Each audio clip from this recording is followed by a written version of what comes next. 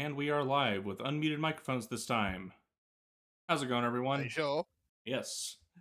Welcome to another episode of No Excuses with your favorite show hosts, Still. Florian. And Volosel, and we're here at the end of another week, beginning of the next week, to bring you the latest news and games commentary for the week. I feel like I actually sort of fell into a pocket dimension, like the work dimension, this week, so I haven't done anything. But yes, we will do our best anyway. If you'd like to get involved with the show, you can do so by sending us email at noexcusesvtw@gmail.com, or you can follow us on the Twitter at noexcusesvtw, or you can join us in our Discord server, which you can get to by clicking on the link provided underneath the show description in the archive on YouTube. Yep. Please. So, on the stream today, we're just going to be popping some fates while we talk so we progress on our classes. Not wasting progress in Final Fantasy that we're all working. Yeah.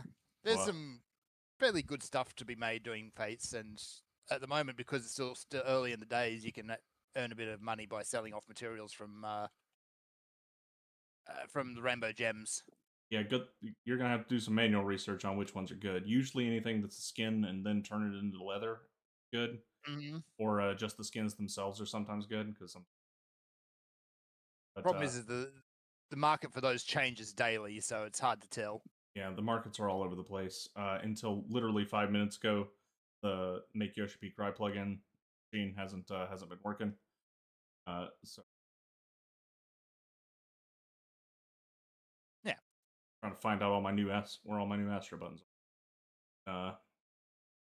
I'm enjoying the interminable experience of Dancer Aggro Radii.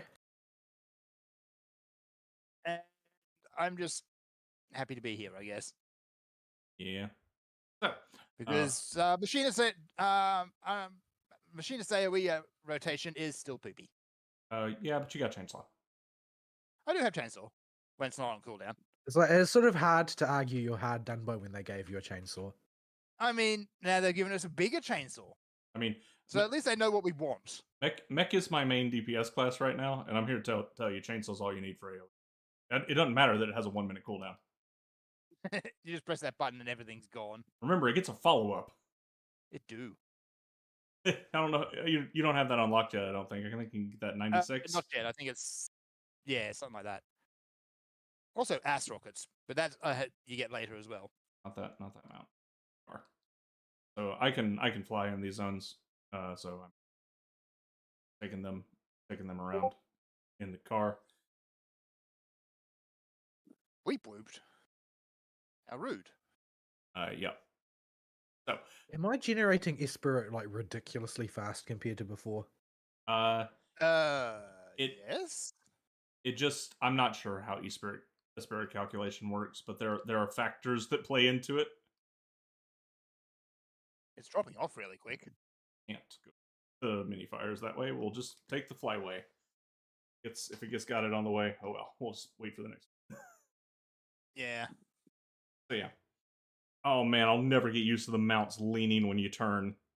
It's some mounts it looks really, really good. Other mounts, like this mount actually looks pretty good. Other mounts, it looks really dumb. And I'm kind of here for the dumb. Yeah. So yeah. Vol's been sucked into the work dimension, so our progress on what we can talk about with Final Fantasy is not much further than last week. Fern is also not. Yeah, I also kind of got stuck in the work dimension as well. Fern and I both got up to Gobby Pots, and that was about it. Yeah, yes. So I've had time to get quite a bit ahead of them, even though because my work dimension only ate me for 3 days this week. Still, you're making me feel car sick. It's not much. Enjoy the wibble wobbles. I've always been bad at traveling. I didn't know I could be bad at traveling in a video game. Not my fault. They added the wibble wobble. Yep, wibble wobbles for everything. Well, come on. Back in the car. I didn't even get bronze because I have to dance. I got silver for it. That's what flamethrowers and chainsaws do. I couldn't pop the earthly star in time to get it What? higher. Oh, there goes somebody with the excited elephant. By the way, Oh, the God, that one. thing's 40. Oh, the thing from the treasure map dungeon from last expansion. Yeah, Did Right. Talana always give you 50 Esprit? I do not know. never done dances. I couldn't tell you. I didn't play Dancer and Endwalker. I did it mostly in late Shadowbringers. It Did was a- my aiming class, so because I don't play Meek or Bard. Dance is my ranged physical of choice. Yeah, I think we'll park the car here and wait for fates. Yep. All right. Got to come through. This is the fun of doing the new expansions. You got to explore the zones. You got to do all your fates so you can get your riding maps, and then you got to go find all the quests to do the ethereal currents. Yeah, but you only got to do the first quest if they're a chain now, so not as big of a deal. Oh, that's a bit easier at least. You don't have to do Because the whole remember, quest Shadowbringers and Stormblood to a degree, some of those quests were just dumb and right out of the way. chain. Yeah, some of them go on for a bit, and one of them that made you do quite a bit of the chain. I remember that. Mm-hmm. But yeah. There was one in not Mongolia which took ages. What What is the zone called now? Mulgore. It's called Mulgore. It is also not Mulgore. You know, it's got a giant bowl in the middle, Aristeal. Yeah, that one. I'm totally brain fart. Oh, Labyrinthos? No, No! No. no, That's the other one with the giant bowl in the middle. I am totally brain farting on this. Yeah, see? We all are. I'll look it up, but we're fighting toucans at the moment. Why is it always toucans? What is It with is this? always toucans. What is with this expansion and freaking toucans? They like their Being back in toucans. Or Brayflock's possibly. long stop. that stupid bird you end up chasing around for half the dungeon.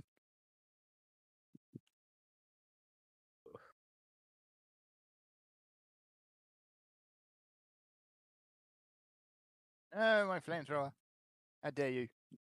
All right. We'll dive into weeks, and yeah, unfortunately, I haven't had the option to dedicate the time I need to play Final Fantasy too much.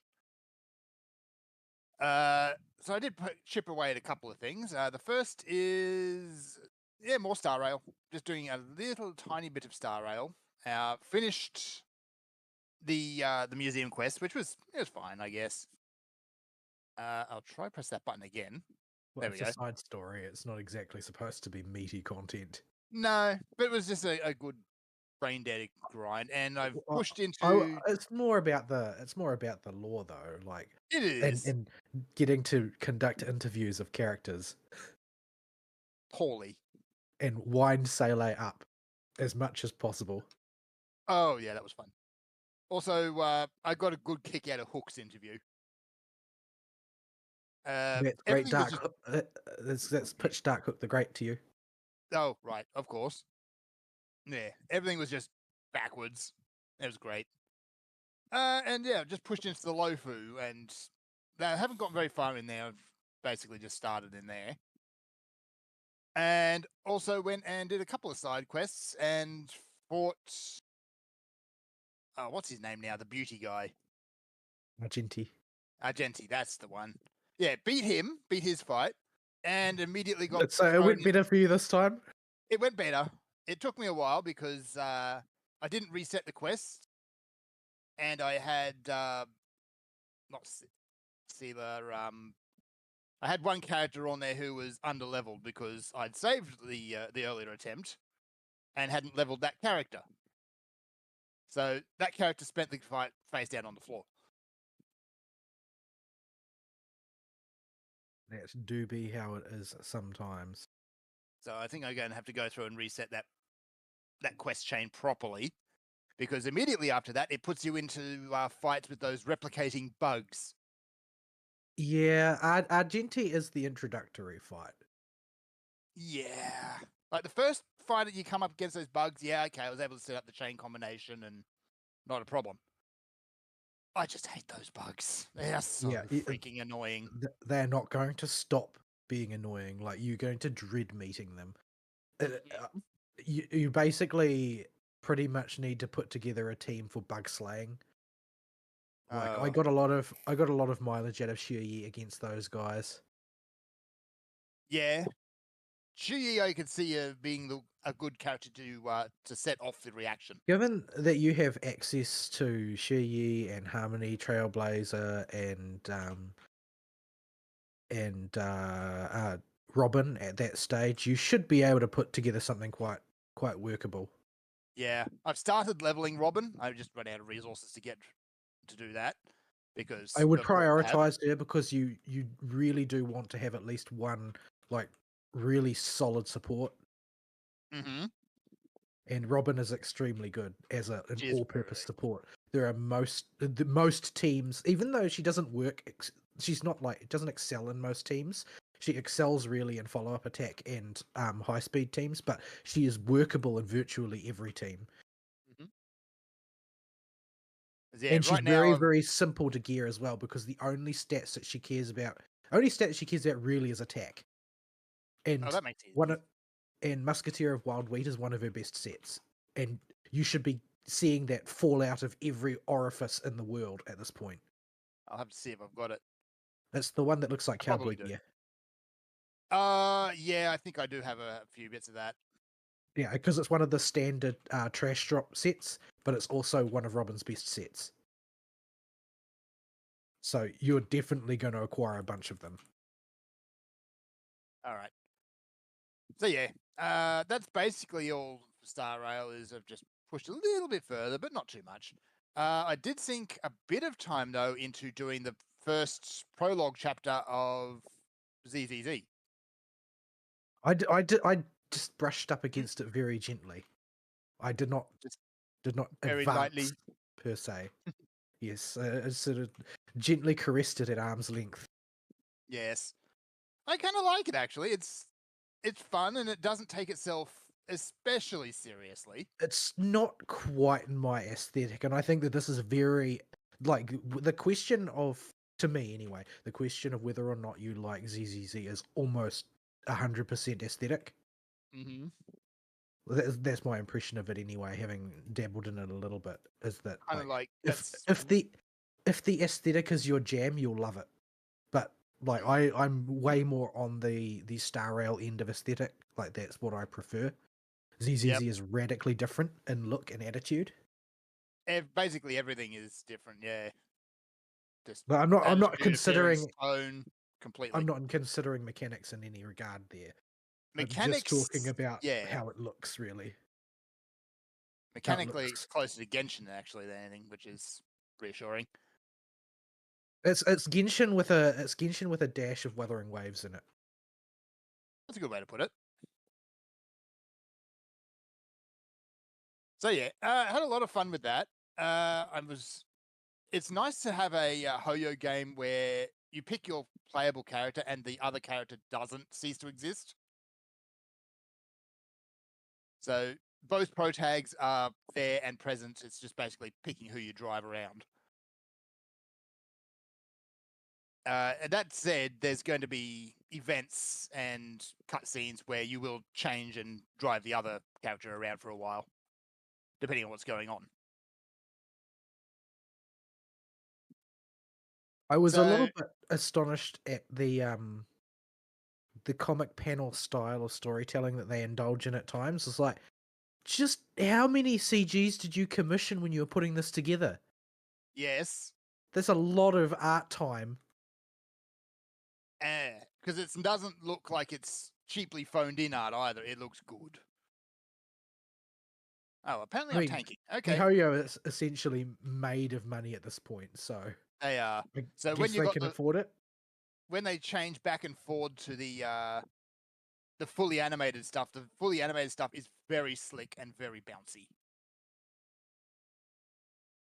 Like, aside from the big climactic fights in Star Rail, it's basically a lot of people just kind of standing around. Well, it's a JRPG. All Is a JRPGs are like that. Whereas even when people should just be standing around in ZZZ, you've got a character like Billy who is just bouncing off the walls and flopping around all over the place because he's a hyperkinetic bunny, basically. He's Except, not a the Deadpool robot. brightest bulb in the drawer. He is not particularly bright, no. So it seems like every character is kind of a bit of a wacko, which is kind of fun, except for the player characters, and even then they've kind of got their dorky spots. Yeah, I get the feeling like so far it seems that they just aren't going to. They're not going to take themselves very seriously, generally speaking. Yeah.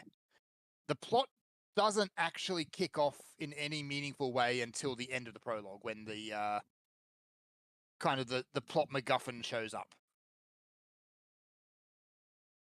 But even when there's some actual stakes going on during the kind of climax of the prologue, it's still very light and very fun.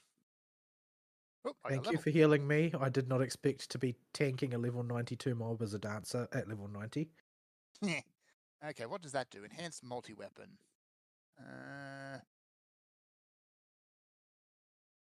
Oh, okay, that's a game changer, that one is. Oh, That's the allows charges for drill and bioblaster. yeah. So now you I've have. always been confused about why Bioblaster was seemed to be handled differently to drill. by Even the though they share a mechanics. cooldown. Yeah. Just they want one to be the AoE drill, but instead of its damage being front loaded, they want it to be a dot. For Get my reasons. car. Weird. Yeah, oh hang on, I've got to get off. I'm so used to just hitting the mount button and going zoom. Yeah. Bouncing on the spot, wondering why you can't take to the air. Yes. So There, we can go to this one. yeah, the combat for Z3 is Z3. Let's just call it that, I guess. It's very stylistic and very flash, and a lot of it does rely on timed button presses. But for all how stylish it looks, it is very simple. It's quite spammy. It is very spammy.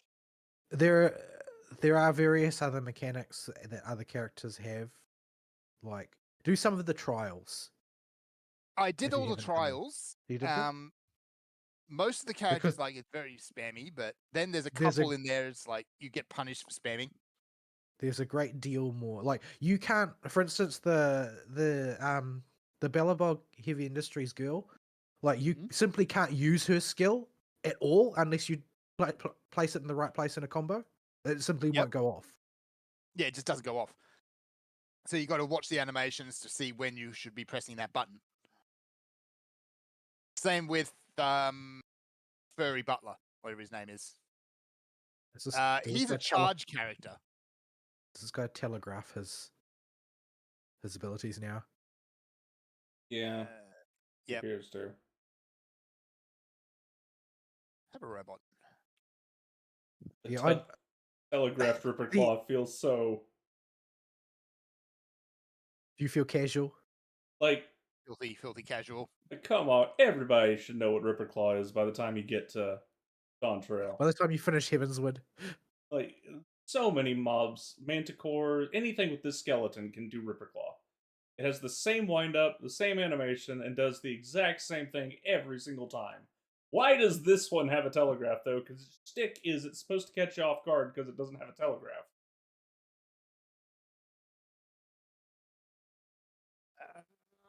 It's hard to do a hypercharge combo while you're tanking. You don't need to worry about taking damage. Get a healer. I do have a healer. It's a fate boss.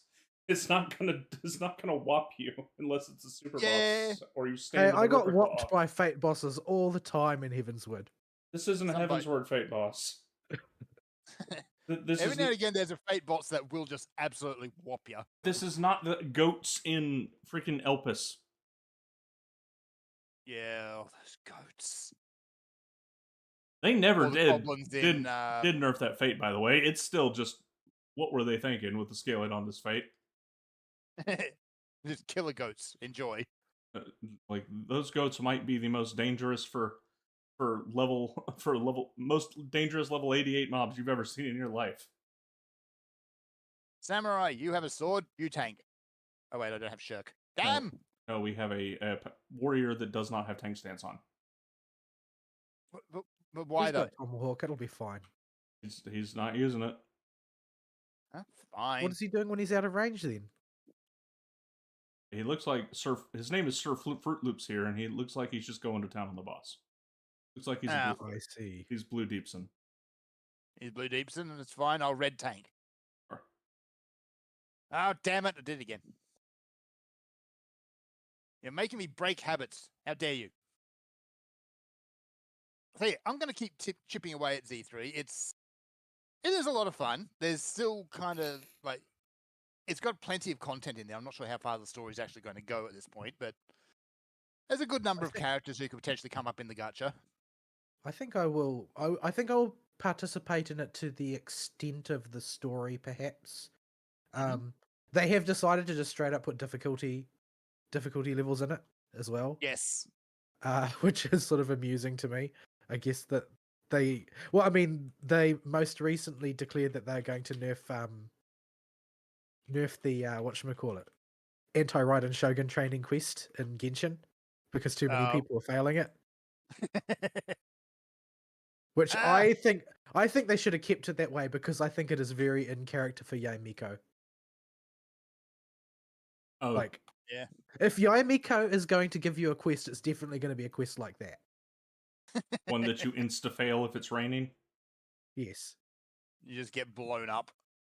I can't tell if I love or hate that woman. If we've got like 7 at least, we've got gold. Yeah, I threw 11 in. I had 10.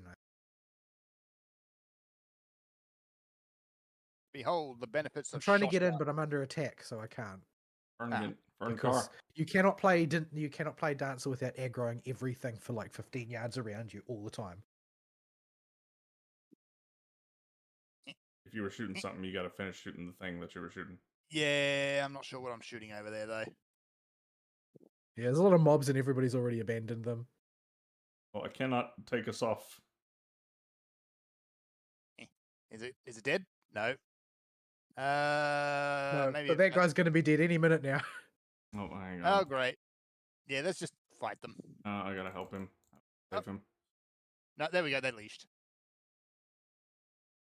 Oh, now I'm gonna be stuck in combat because I saved that guy's life. Why Nah, would you let's do this, Arshtiel? Do the fight. It's still experience.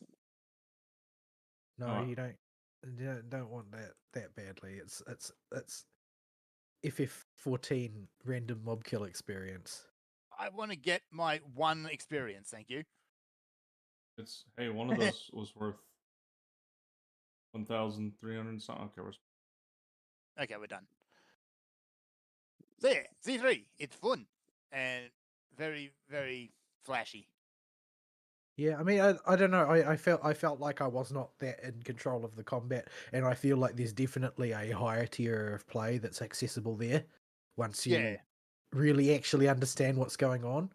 And Like- the window for like button prompts was actually surprisingly narrow.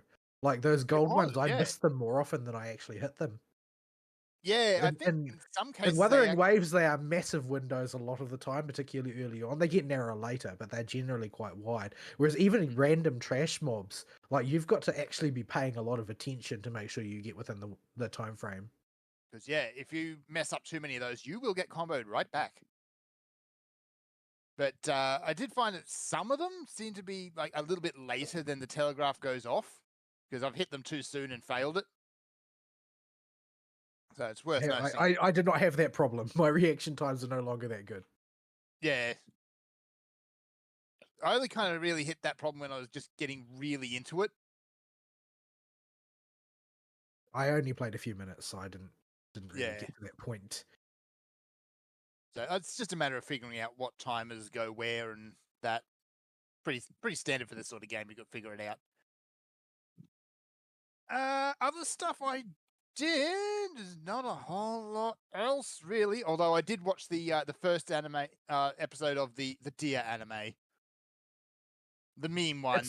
certainly become a meme. I don't know whether or not it's any good, but the sort of Yeah. the clips of it that have been going around Twitter have been extraordinarily surreal. Yeah. 'Cause I watched the uh, ads for it, and I was like, I don't know about any of the social media discourse, but I did see the trailer for it pop up, and in my recommends, I'm like, oh boy, is this the meme one? Yep. When the Yeah, The when yeah, the clip it's memey. the clip that I saw appear like 18 times on my social media feed was of Nokotan entering the classroom. Yes. That was So something else. that was something else. And from the moment that Nokatan appears on the screen, there's just random CGI deer everywhere. yeah, it's made by the Spy X Family crew, ain't it? The ones that were doing that anime. I think so, yeah. So you've got Koshi, who is basically the perfect high school girl. She's got the good grades and all that. But she's also got a pass as a delinquent, which she's trying to hide. Nokatan gives zero tosses about that, ignores the perfect high school girl facade, and just sees the delinquent. Beyond that bit of insight, though, Nokatan is completely. She's not even smooth brain. She is concave brain. Very well polished concave. Very, very well. It's like Like a mirror. It's a space lens. radio, Beep, beep. like Hubble Space Telescope curved mirror. Yes. Yeah, like you can see space in there. Make it in time. So yeah, it was dumb. It was very dumb and fun. And like, I mean, Nokotan's first appearance is she's just hanging randomly from a power pole by her antlers. No reason for it. No build up. She's just there. But After is there any explanation for why there are deer people? Nope. No, it just is. Nor for the fact that nobody else aside from Koshi seems to notice that Nokatan is Nokatan. there, And that there are deer everywhere. And that there are just randomly deer everywhere. yeah, when the first clip recommended to me after the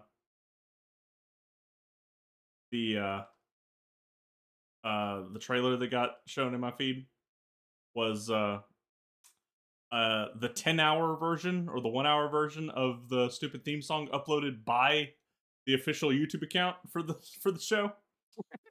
Yeah, they know what they're doing. Like, oh okay. This is My first encounter with that was, of course, the Bibu meme version. Have you ever seen a rock lose its mind? There you go. But yeah, that theme song has basically got memes going for and covers and just placements from everywhere. It's this season's Bling Bang Bang Born. Yeah, there's even a couple of Star Rail ones actually. Well, I mean, it's of a level of absurdity that would suit Star Rail. Yeah, mostly it's either Stell or Sparkle doing the dance. Well, So you yeah, say that's a dance, fun it's time, more but just sort of wiggling. it's basically wiggling. So yeah, it's a fun, dumb time. Don't think, just dear. Yeah, I intend to watch it. I have not watched it yet. I've only seen the trailer and saw that a 10-hour version of a part of the theme song was in the It's just recommended that- videos afterwards. Just that first bar. I don't know how I'm going to find time to watch anything this season. There are too many video games. There are so many good Yeah. video games I want to be playing. Yeah, Especially when I've got like date announcements for Satisfactory and Factorio expansion. I don't have that much autism, thank you very much. clearly you aren't trying hard enough. I need to find more autism somewhere.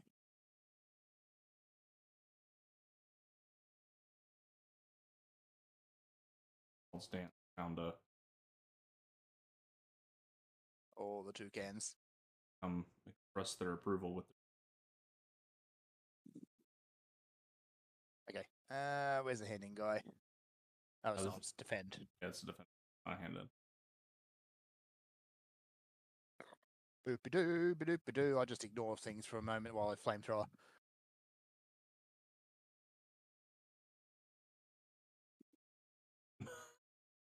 It's not my fault. Don't die. Well, the thing is, they reset aggro every single time a new batch spawns. There is a tank in there somewhere Don't Yeah, but he won't have tank stance on. because, of course, he won't. Oh my goodness. Jeez, should I I'm just trying. should I level my Dark Knight instead? Oh, you're fine.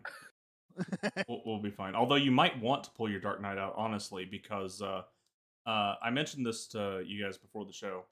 If you're bopping fates as you're going through the world doing stuff, you will hit level 100 pretty well before you finish. Oops. Like, if my controller is informing Alright. me that it is dying, so while we auto fly to the next one, I need to swap my controller. Continue. Okay. I think I've already sorted out my buttons for Dark Knight. Yeah. Okay, we're good. Thread is a superior way of fate tagging anyway. From what I did for Final Fantasy, we'll talk about later, but I did run that first dungeon a few times, trying to get the aiming chest piece in there because it actually looks kind of cool, and it never dropped. I've got the aiming chest piece. I've done the Jetty. dungeon once. A jetty. See, that actually looks pretty cool. I haven't equipped it. I don't know what it looks like. Ah. I think it's. I thought that set was just dropping Raktika gear recolored, but I'm not really sure. It's a I don't know. recolor. It's a recolor might of one of be. the other sets, but the important thing for the gear, it's either in that dungeon or the next one. One of the glove pieces is Sleeve Eater, but the recolor that it's a Sleeve Eater for, the old major Sleeve Eater piece of gear that it came from, it had tattoos on it. Oh, it's not like the engineer's chest pieces or something like that. Hold on a minute. No, it's but it's a but because the old piece forced you to have tattoos if you used it, the fact that the new piece doesn't tattoo you has made it incredibly popular. Ah, yeah, I can think of a few sets that are like that. Because there are a bunch of things that have hold on. Oh, there's follow up. I heard that there's an upgraded Forlorn Maiden now. Yeah, there's a fat Forlorn Maiden, I think.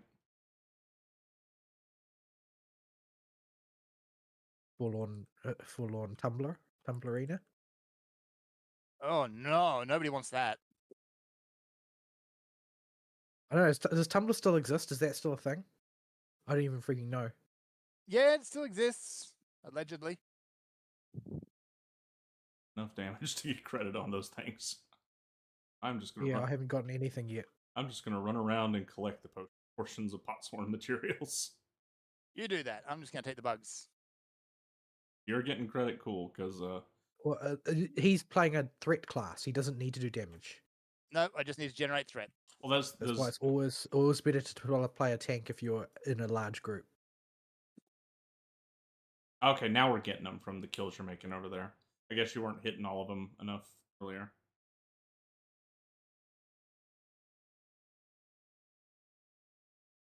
There we go. Yeah. Yeah, there's a gunbreaker in here, I think, and it's does not have tank stance on. Turn your stuff in, and I'll pull the car out next to the turn. All right. Let me just pop this lot off, because I am tank, so I can't just leave now. Yeah, you can. You can turn. You can come over A here, short leash. turn your crap in, and then walk out of the fate zone to de-aggro them. I just run away over here, so I can hand them in. Come on, leash. There they go. Okay, now go turn them in.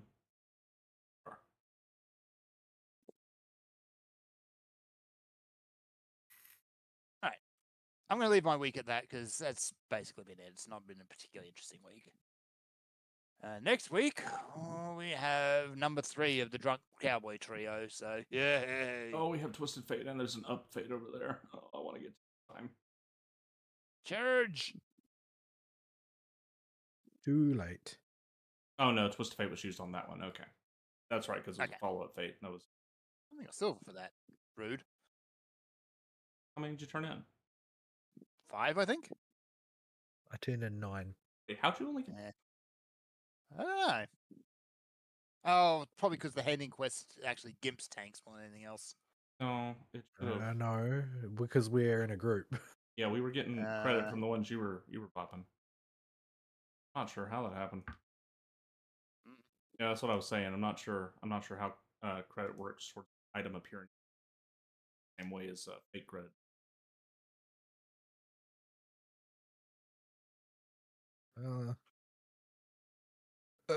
Where's the car? I can't see. I'm in combat because I'm stuck. Now you gotta wait for the bird to despawn. I always thought those birds look weirdly like Pokemon. They kind of do, don't they? That guy's got a hover bike. Actually, do I have? I need to check if I've got actually any room left to keep collecting. Shared fate gemstones. Oh, I'm at 1200. Okay, I'm okay. You I get should probably check that as well. we get like 32 Oh, for yeah. an up fate without a buff, but Yep. Okay, I've got enough. I need to. Oh, jeez. I Burn need to go buy a spam map your- for this zone. spam your ranged attack as soon as we touch down. Okay. Target that boss and hit it with Nope. No, I didn't even get a manage chance to fire it off. I didn't even dismount in time. had a feeling that would happen. Sad face. Sad All right. face. Vol, what do? Not much. This week has been really rough. We got a sudden and completely unplanned massive quantity of work from one of our erstwhile customers who doesn't normally send us product to test, but has decided to all of a sudden. Unfortunately, it is one of the tests that requires the largest amount of work for the smallest amount of profit. Not really much to be done about that, but oh my goodness, those waterfalls get completely mutilated by my filters. I need to completely revamp them. That's why I turned reshade off. The water's turned black. I can't keep reshade off because the game still has that stupid color filter on it. Green. Perma-green. Makes everything just look muted. Everything looked terrible. I have no idea why that color filter's there. Well, I mean, the thing is that color balancing is largely regarded as a matter of opinion. It's very common for films to put color filters on. Like, have you? I think there's actually a meme going around about it, or was a while ago. But have you ever compared different releases of The Matrix? No. No. The cinematic version has a green filter on everything. Yeah. And each subsequent release, DVD, Blu-ray, HD DVD, all of them have the color mastered slightly differently. I think the only version of the Matrix I've really watched is the cinematic version. Yeah, I've got a DVD one somewhere. Yeah, you notice the green filter with that, but it kind of fits. Yeah, but there are other ones like I can't remember which one, but one of the releases is like everything is hyper saturated instead. Like there's lots of different takes on the color balance depending on which visual engineer was doing the mastering. But yeah. Anyway, so yeah, I was comically busy all week, and I don't know when it's going to come to an end. Apparently, there's a lot of inside baseball going on in the dairy industry right now because there are way too many competitors for the industry to support, because lots of external money from China came in to invest to set up companies to process dairy and export it to China, but more companies were set up than the market could bear. So yeah, it's become a bit of an awkward situation where everybody's trying to think of a way to one up everybody else. No, that's no good. Well, I mean, in a certain sense, it's ideal, and in another sense, it's just a waste of everybody's time and money. Mhm. But yeah, it's so one of the major players also appears to have run into some mechanical difficulties. So because there's too many competitors, nobody's making any money, right? Yep. Because everybody's making a trivial amount of money on account of the market being split too many different ways.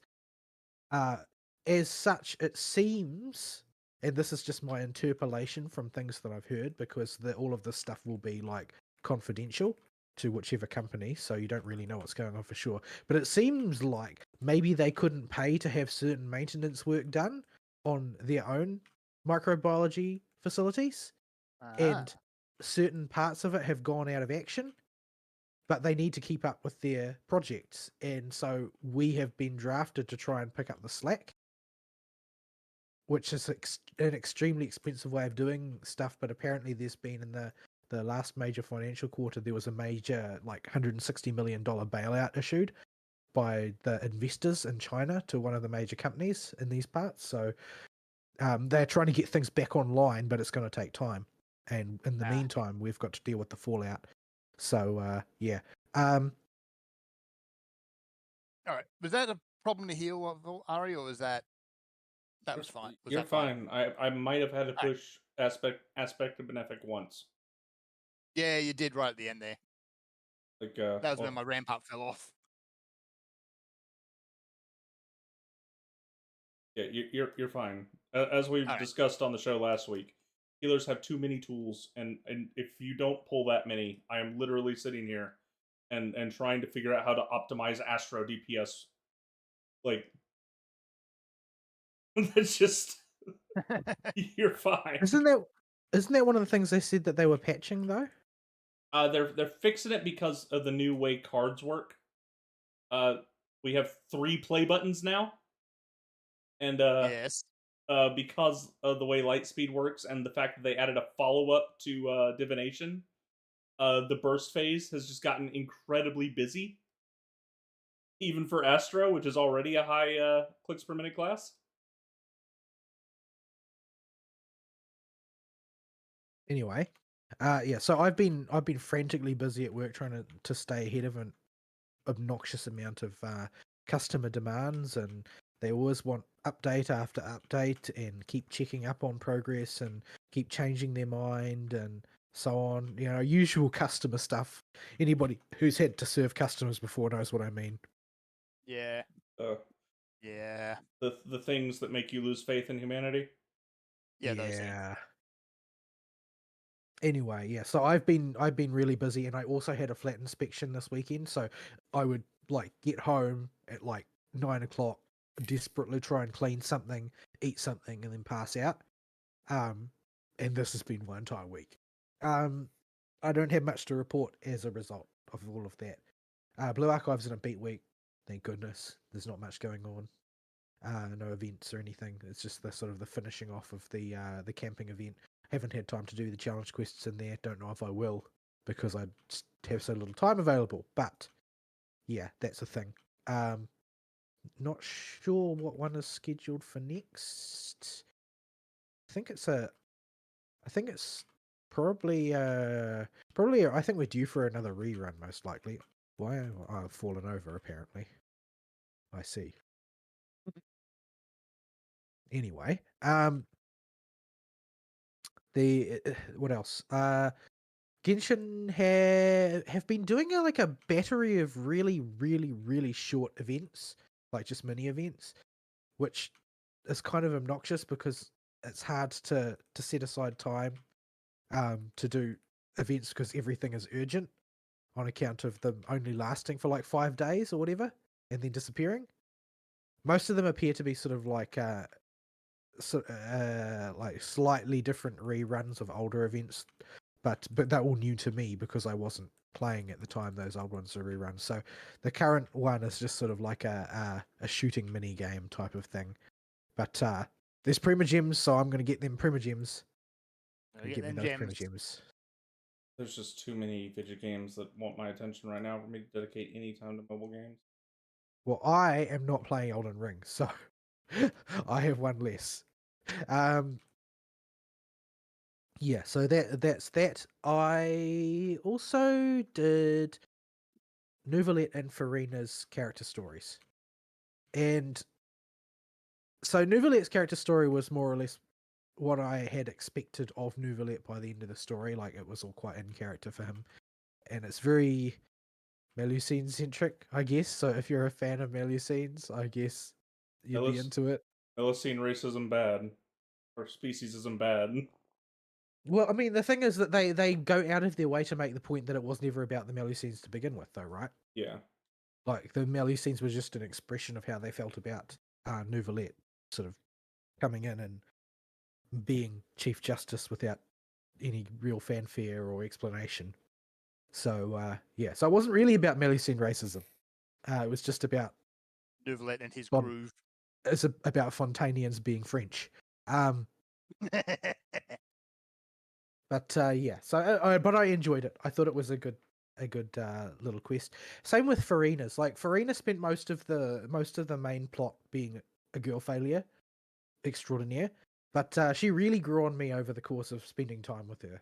Like, I came to like her a lot more by the time I got to the end of the character quests, and that seems to generally be the end result of character quests, is that basically it gives Genshin Persona 5 syndrome, where the only way to really get to know the characters is outside the context of the actual story. So it ends up feeling disjointed because the nature of your understanding of a character and your relationship with them changes at a different pace to the progress of the main events.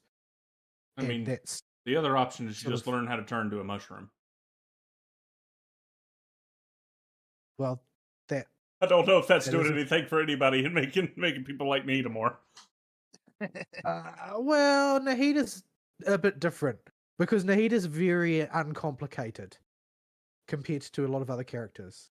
Like, Nahida is roughly as complicated as Venti, in that she has exactly one thing to her character, which is being autistic. The way that Venti has one thing to his character, which is being a lush. But yeah, I enjoyed spending time with Farina a lot more by the time I got to the end of that story, compared to, her being general all-purpose girl failure throughout the entire story. I mean, she's got her reasons for it, but watching her be a spaz for the entire rest of the time is just a bit tiresome. Like, it's not that I'm wholly unsympathetic. It's just that by the time they start like triggering the sympathy reflex, it's too late in the piece for you to actually feel sympathy for her because there's not enough story left. Yeah. So in a timing sense, it's a bit jank. Incidentally, plunge isn't a thing anymore. Just saying. No, it's not. Why? Because they don't want people putting movement abilities in their DPS rotation. Unless your name is Warrior or Paladin. Well, it was supposed to. I don't know why they gave it to Paladin. I think it's just a legacy thing because, interveners exist for so long. But for Warrior, it was because when they were doing like the original pass were trying to give flavor abilities to jobs, making Warrior the movement aggressive one was one of their sort of back of the box points for Warrior that they were trying to implement. So to then undo it would be kind of silly because they just did it. But it's basically ultimately just a product of the general lack of understanding from them about what they're planning on. Yeah. We'll figure What it out. exactly were you trying to rescue me from anyway? Oh, I was just trying to screw up whatever dance you were doing. That is not very nice, Aristotle. No, but it would be funny. But yeah, me- losing that for me movement anyway. ability means I don't have a gap closer anymore. You do have a gap closer. You just need to put it on your bar first. It's a different Do one I? that doesn't do damage now. It's just got a different name now. Yeah. They didn't just change it. Okay, I'll fix that. Yeah. It's you do have one. They have if you go in your bar and you see an X, it was likely replaced with something instead of outright removed this expansion. The The only classes I can think of that got pruning were Dragoon and Samurai. Yeah, no, the Plunger was an X when I loaded the class up. Yeah, it's like Shadow Walk or something now. People have been complaining about the animation since before the expansion launch. Sounds about right. People have been complaining a lot about this expansion, but we'll get to that later. All the foreshadowing. Oh, the foreshadowing. I thought foreshadowing was done by explicitly telling people what you were going to say. That kind of what we did. That's what Octaod told me. Anyway. Where was I? Right, yeah. So I haven't done much else in Genshin besides that. Now, Genshin did release Imaginarium Theatre, which is the counterpart to Spiral Abyss. I guess they must feel a little bit embarrassed that there's like 3 major in-game modes in Star Rail, but Genshin has been out for like 4 years and only has one. Yes. So they introduced Imaginarium Theatre. I have not had time to try it yet, but judging by the fact that it sounds like they're planning to do some revamps in 4.8, despite the fact that it just came out, suggests to me that it didn't quite work out the way they planned. And it seems, based on the descriptions that I've seen, that it was basically what they have been building up to with a variety of recent events. But ultimately, it's basically Spiral Abyss rewards you if you have gone super deep on building 8 characters, whereas the Imaginarium Theatre rewards you if you've got like heaps and heaps of E0 characters built. So basically, it's a roster check, and a lot of people are really annoyed about that because they've been building for 4 years their entire roster towards Spiral Abyss, and now there's another mode that their Spiral Abyss team is basically inadmissible to, and they have to use rental characters that are terrible. So yeah, there's a lot of unhappiness about the way it played out. Yeah, well, they've left Spiral Abyss as the sole piece of endgame for 4 years now, and had time for the Genshin community to really settle in on the only thing that matters is how fast you can clear something. The only thing that matters is you having 2 teams that can do as many different fights as possible as fast as humanly possible. And so people just haven't built past that unless they're turbo whales that just build everything, or streamers.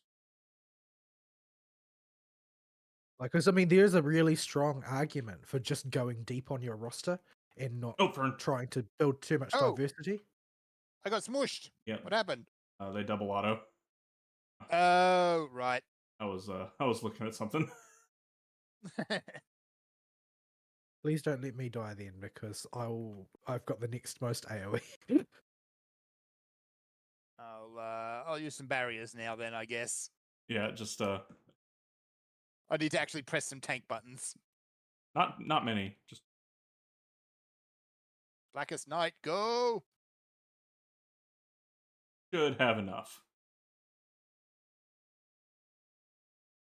I didn't even realize it was collecting one. Oh yeah, I just turned at 15. Is this beetle going to leash? Turn them in first. Sure. So yeah, I haven't tried Imaginarium Theatre yet. I will probably get round to it at some point, but much in the way I've basically not participated at all in Spiral Abyss, I'm not really that driven to participate in Imaginarium Theatre. Like, I might do it to a nominal level, but yeah, I know that it's sort of effectively passing up like 700 Treasure Gems or whatever every cycle, but yeah, I'm not quite at that level of participation in Genshin. Like, I'm 100% just in it for the story and the brain dead wandering about killing sea creatures or whatever.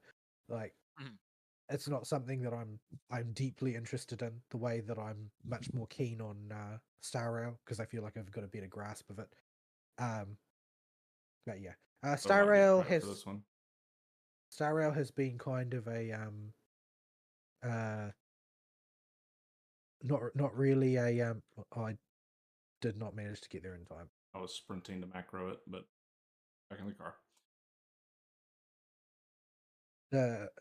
Sarah has been on sort of a quiet week as Ah. well. There was just a There goes. there was just a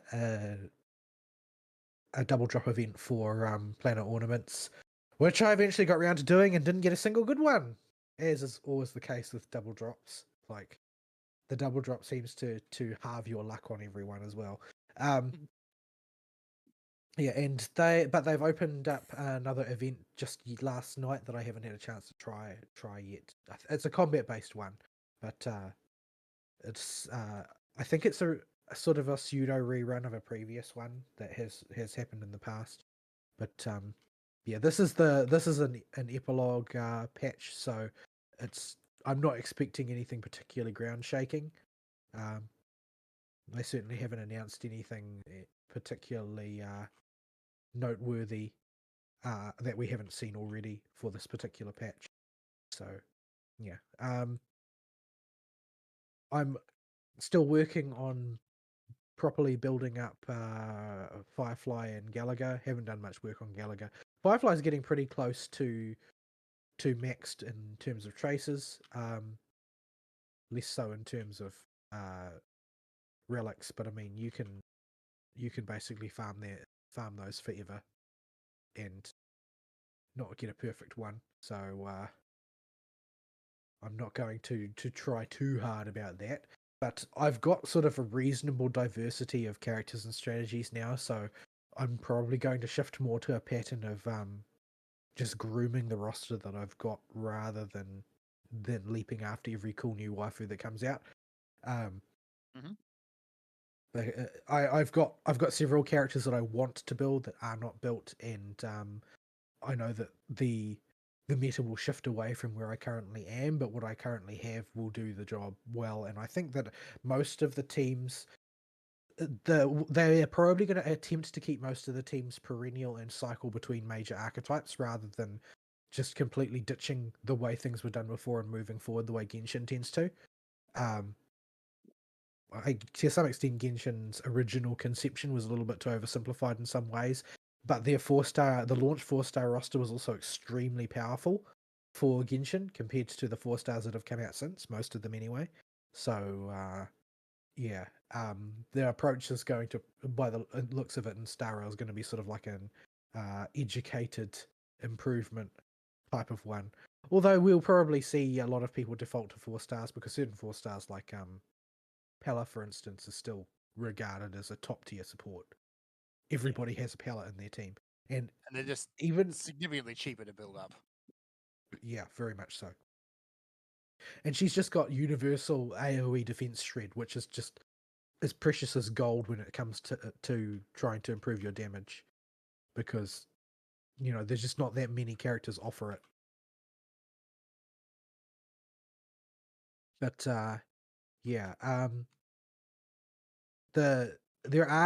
people are saying that one of the new characters coming out is going to be basically the 5-star replacement for Pella. But while that might be true in terms of numerical output, it's by a different method. So Pella will still always have a place in the second team, even in spite of that. So yeah, and this is true of a lot of 4-stars. A lot of them have just niches that they're very useful in. Like, it's true that you could adopt a position that says, once you've got Acheron, why would you field Serval anymore? It's because Acheron just does more damage. But Acheron puts team constraints in place, right? Like, you simply, to maximize Acheron's potential, you need to either accompany her by a top tier support or have 2 other Niality characters in the same team. Meaning that there are certain combinations you can't do because characters will be occupied filling those roles and won't be able to be in the other team. And so, it's still reasonable if you don't also have like Jingyuan and or Kafka and or whoever you would like to name, that you would still use Serval, even though she's a character that everybody gets for free.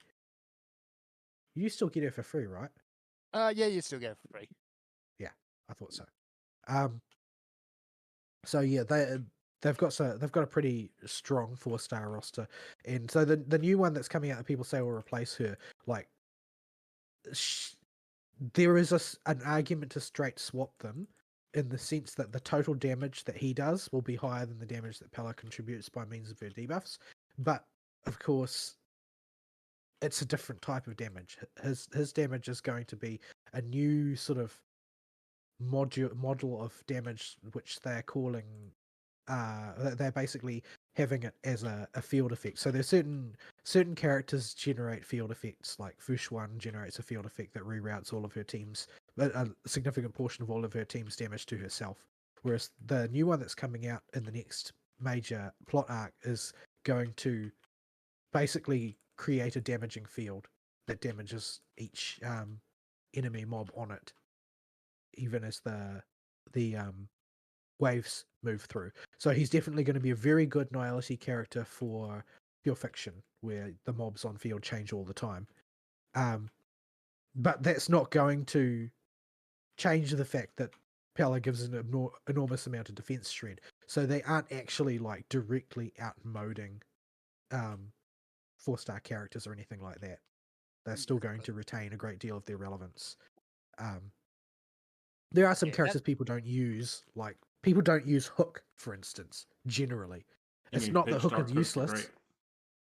Yes, I do mean Pitch Dark Hook the Great. She's not useless, but there are just better options generally for what she does. Fucking combat, I can't get the car out. So yeah, it's not like Pitch Dark Hook the Great sees a great deal of play, but she's still relatively usable if you've put the gearing in. Oh. You left without me. No, the goblins are RPing, so. Oh, no, because we got a piggy. Everyone else ran away, left us with the piggy. So I just point the piggy over here. It's fine. Yeah, there's still a great deal of concern about power creep in Star Rail, because it seemed initially like Acheron and Firefly were sort of like pretty perilously powerful, considering what the power curve had been like. But I don't really think that it's, number one, I don't think that it's significant like relative to, say, Qingliu. When Qingliu came out, she was the only DPS anybody wanted to play. Everybody would play like Qingliu Hypercarry or Qingliu Blade combos or whatever.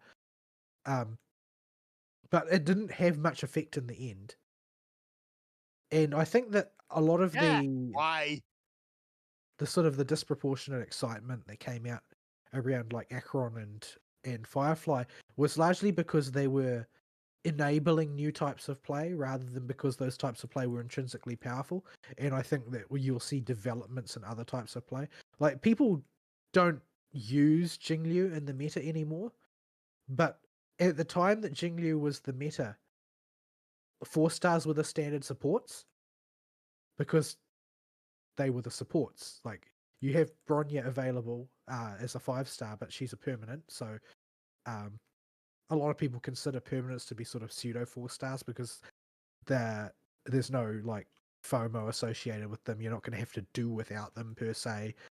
And Tingyun was still like a major support as a 4-star for moving energy bars forward and so on. Like, the landscape was different. But while Acheron certainly outclassed Jingliu and basically stole her lunch as the primary DPS in a lot of teams when she came out, just because nobody's talking about Jingliu right now doesn't mean that you can't build an extraordinarily effective team using Jingliu with, say, Sparkle or Wanmei or Robin or any of these characters that have come out since. So while it looks like power creep, in practice, it hasn't really made that many characters redundant. Like I said, last week I built Firefly and I tried Firefly out, and Firefly hits like an absolute wet noodle anytime she isn't working in her niche. Like, if you aren't breaking an enemy, her damage is miserable. that just goes to show that, well, this particular team is a team archetype that they have built up by adding Firefly as sort of the linchpin of the core team to allow you to use this very break-centric form of play in conjunction with Trailblazer, who everybody has. So it's not that Firefly is overpowered, it's more that Firefly is a new type of play. And if you put Firefly up against, say, Septimus the Great, who has like a 9-bar long toughness bar, she is not going to be insta-jibbing that boss just because she does insta-jib numbers against trash mobs. So yeah, I don't think that the problem with Power Creep is as big as it once looked, because I think things are moving along quite naturally. I mean, it is a gacha game. Power Creep is inevitable because it's necessary to keep making money. However, it's not really out of hand, I don't think. There has been a trend to increasing hit points in Memory of Chaos, but that too is sort of inevitable because even if people didn't change characters, they would be just spending their Trailblaze power on gearing up existing characters rather than building new ones, so they would be proportionally more powerful anyway. It's not really... I don't think it's really out of control yet. It's still something to be watched.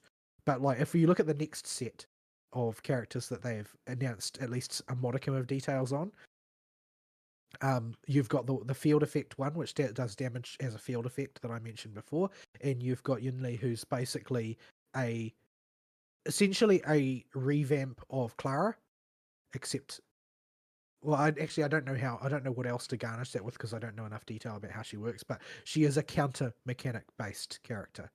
So counter as a team archetype is going to be built up, and this sort of corroborates previous opinions about the way in which MiHoYo seems to do things, in which 4-star and permanent characters will basically be used as market research to find out what teams people like to use, and then they will release 5-star characters built around those mechanical themes to be sort of like the banner linchpins of that particular way of playing. Well, that makes sense. But yeah, I haven't done much else in there because it's a quiet week in Star Rail at the moment, and I've more or less done all of the story that's available to me. There's still a few bits and pieces here and there, but yeah, I'll get there in the end. Were you getting bored during that fight, Ari? Oh, I was trying to figure No. out ways to optimize my deeps. Nobody came to help us. I Um, thought there was a swarm of people at every fate, but nobody came to help us. There was that one red mage. Yeah, we have one out of group red mage just sitting there jolting away. No, I was fighting away, and every now and again I just get random shields or a random rescue for no reason. Oh, well, I get these 2 defensive cards. I get 1 tank defensive card and 1 healing card every time I pull, because I draw 3 cards at once now. Like, what am I going to do with these on this fight? Just chuck them over there, that's fine. Doesn't explain the rescues, though. It just goes zooming across the field. No, that's just me being bored.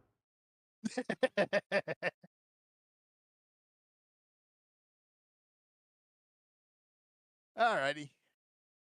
Anyway, I don't think I've got much else to talk about because I didn't really get to play very much of Final Fantasy, and to the extent that we discuss it, we've all covered the same content, so...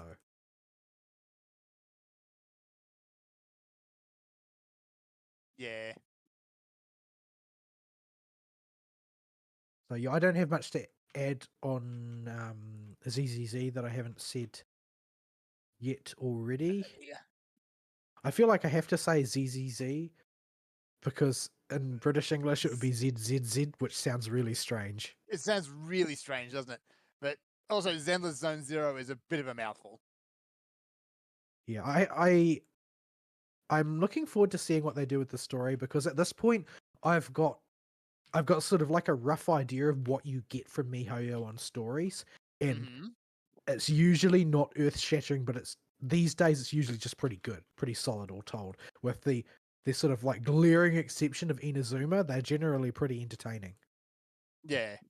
Like, there's all the elements there for an interesting story. You got the space-time wedgies and the weird ethereal monsters, secret government agencies, and all that sort of stuff.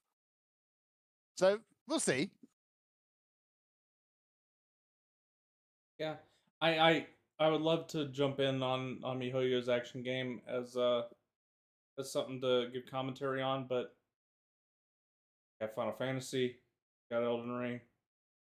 If I got the Trails game coming out, too many games want my attention. Yeah. Final Yeah, there's- Fantasy, Elden Ring, and I don't want to go down that list because that just makes my time cry. I mean, that's why I'm taking a rather restrained approach to Zenless Zone Zero. Like, I would like to really sink into it, but there's not enough time. Like, if Yeah. I was not, maybe I could do it if I was not working the sort of job that required a huge amount of my time and attention all the time without fail. But the world we live in is not one where I have these sorts of luxuries. So something's got to give, you know. It do indeed. Yeah, at least for most of these games, they're not going anywhere, and they're getting better with time. Yeah, I mean, the thing with gacha games are designed to make you want to play them all the time and from What? release. Oh, you stepped Like, out What of the is that? fade.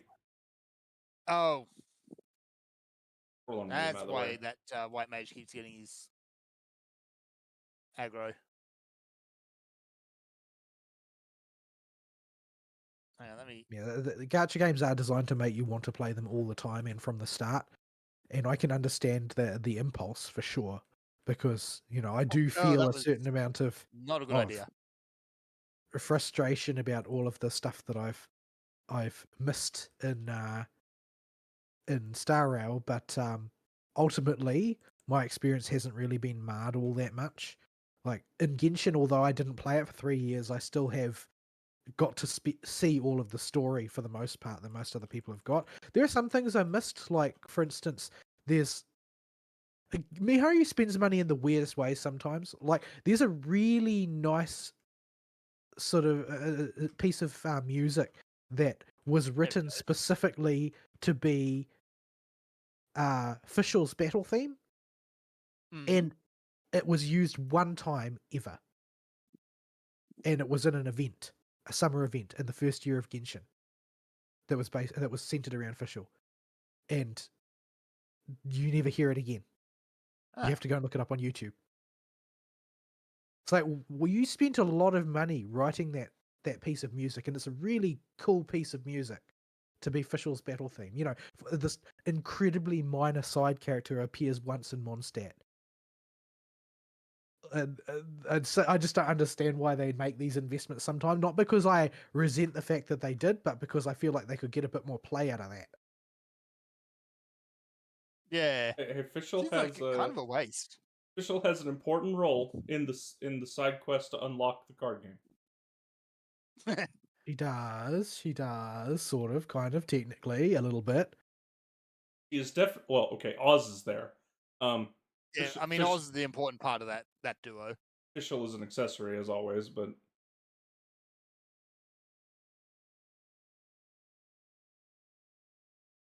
But yeah, the content is still there, even if you can't play on launch. It's what you do get to miss out is the certain hysteria that tends to begin. Like a lot of people went absolutely freaked out over the perceived importance in Star Rail of getting on the Sele hypercarry train as far as the meta was concerned. Mm-hmm. Virtually nobody plays Salo Hypercarry anymore. Sale's primary role in the meta as it currently exists is single target quantum damage and mono quantum. Like that's pretty much it. yeah, remember what the Hoyoverse community is like when it comes to your meta teams. Oh, baby, yeah. This is something that is kind of a disease in my opinion. Like the thing is, the reason why it seems to be like this is basically the YouTube algorithm. Because Yeah. every Hoyo content creator will on the release of a new character, will release a video saying character X is broken, or you have to play character X, or here's how to beat the most important character, here's how to build the most important character in the game, and that sort of thing. And people click on those videos, and those videos make money, and then that discourse permeates into the discussions that are taking place in the community and so on. And then the process will just repeat every time there's a new character. Remember Klee?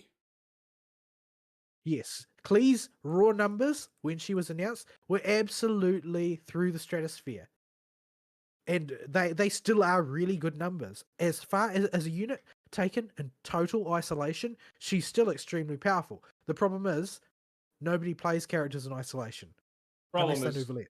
is Jumpty Dumpty. I don't know if Jumpty Dumpty is the problem. I think the problem is simply that Klee has no synergies with any other character in the game. Yeah, it's like I just remember the people freaking out about Klee, and I'm like, oh, I ain't got the gems to pull for Klee. Okay, I pulled for Klee because she was like the first limited that yeah, that came along, and I like, oh, well, I'll pull for her, and I pulled for her, and she's not useless. She's certainly not useful, but regardless of the fact that she's not good, I have actually had a lot of fun playing her because she's kind of a bit different to most other characters. So I don't actually regret pulling her. it does make for funny moments when I just watch you miss some torches nonstop. She is not the best torchlighter in the game. But yeah. Seele Hypercarry was the biggest thing before I started playing Star Rail. Before I started playing Star Rail, it was actually double DPS Jingliu and Jingliu Hypercarry. But before that, it was Seele Hypercarry. Yeah, and she's still a good character. She does solid numbers in the right context, but she's not like the be all and end all that everybody was freaking out about once upon a time. And because I wasn't playing at the time, I didn't spend any Stellar Jade on her, which is good. When I started, the Run May banner was it came up almost immediately afterwards. The banner that's actually up was Huohuo, but I didn't have any Stellar Jade to pull for Huohuo. Huohuo is actually really good. Like, I'd be very tempted to pull her if she came on rerun because she works extremely well in dot teams. But I don't need her for anything. But she's just a good character, and she's a really fun character in the story as well.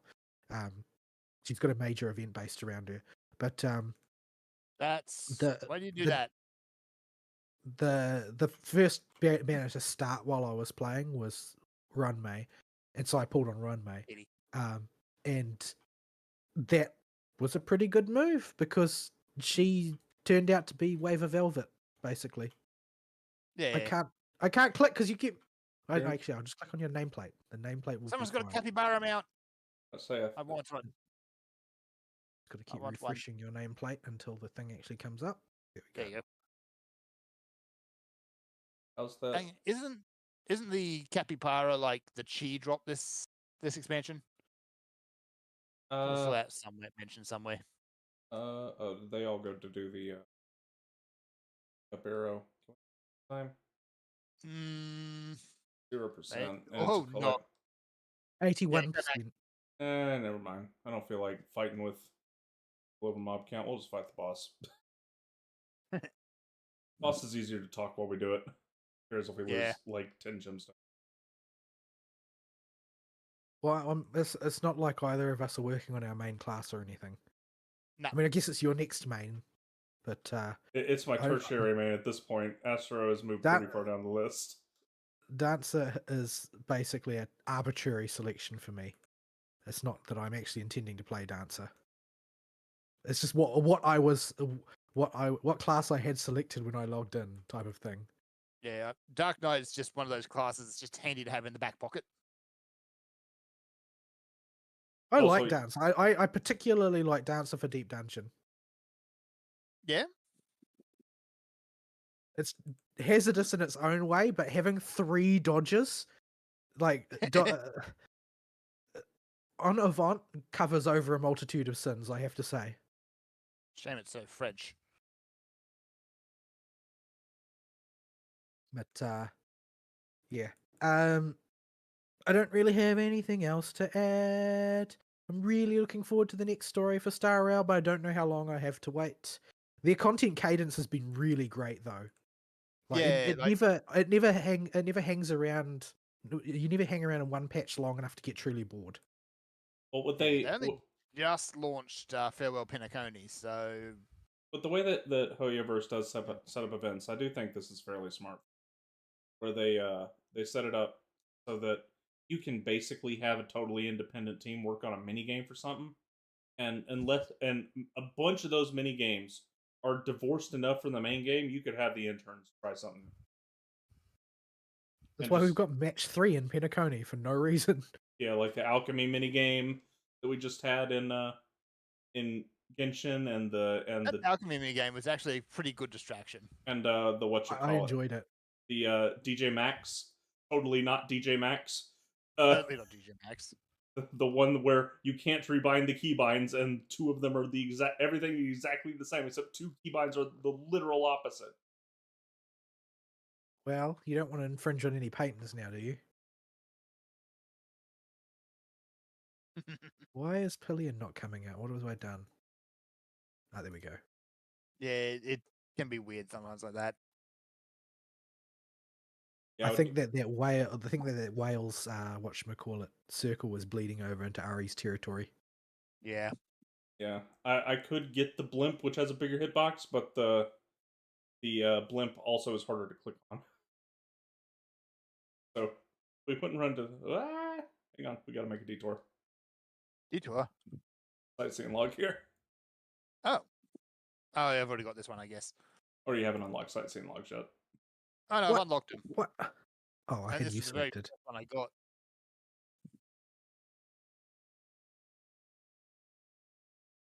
I have never actually pursued sightseeing locations before. There's a lot of grind in doing it. I like The finding Realm them Reborn organically one- like that. Like Yeah. just going around the world, and you're going like to a random. You're just doing fates or something like we're doing now, and you're like, oh, that fate. Yeah, that said though, the Realm Reborn ones are hell. Oh, I have 0 out of 20. Yeah, I have 0 Yeah, out a of lot 20. of them are time of day and weather specific. Face. So you like, there's one in Lower Lenoscea, which is it's got to be 8 o'clock at night and rainy. Oh, they're all weather time or weather sequence plus time. Yeah, there's only a few that aren't. Aren't there some also that need a specific emote? Yeah, they all Yes. like over half of them have a unique emote. Yeah, thankfully they got rid of that for Heavenswood, so most of them are just. Oh, they slash didn't get lookout. they didn't get rid of it because there are ones in Stormblood that I've found that are just Yeah, it's usually slash lookout or slash prey or something like that. if it's not lookout, it's usually slash prey, but that is I think there's a few where that is not the case. Yeah, there's a couple. Like I think there's one that's war cry or something like that.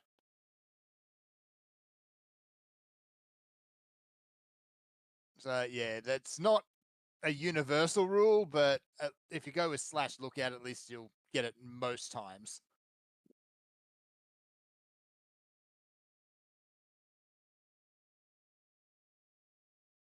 Eight. Oh no, I'm under attack from mini bugs. Mini bugs. Quickly turn in. I will. I don't know if I can protect Fern. So no one's killing mini bugs anymore. So I've got to. Fern, just go turn. Fern, just go turn your stuff in. I'm gonna die because you aren't protecting me. Just go. I will spam heal you while you talk to dude. I don't know if I can. No, I can't turn in because there's too many things attacking me. Yeah, well, yeah. Run through the arch for the mini bugs. It's, Oh, No, I got no credit because I couldn't I got talk no in credit. time. hop in the car. Your protection was inadequate. I can't stop them from punching you. I can only keep your health bar up. bug punch. All right, Ari, what's your week involve? So I this was a very weird week for me.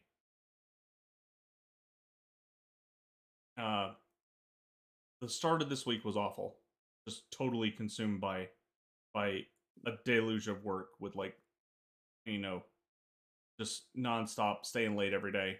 Just a nightmare for Monday, Tuesday, and what would have been all of Wednesday, but I had to bail out at 3 o'clock, and that is because uh, my mother was driving me insane, and I, ugh, I'm avoiding details. She just was making me mad, and customers were making me mad because they kept changing their mind on what they want. And the opossum was making me mad with a bunch of the dumb crap he was doing at the house for 4th of July. And my sister was, well, surprisingly, she was the one making me the least mad. But still, just I couldn't stay at the office on Wednesday and had to bow out because I was going to say something dumb to somebody. I was getting very heated at anything and everybody because it was too many people doing really really dumb stuff You all hit around me. critical stupid. Yeah, I just hit critical. I can't deal with you, cards. I need to leave now, or I'm going to cause a problem. Can't control.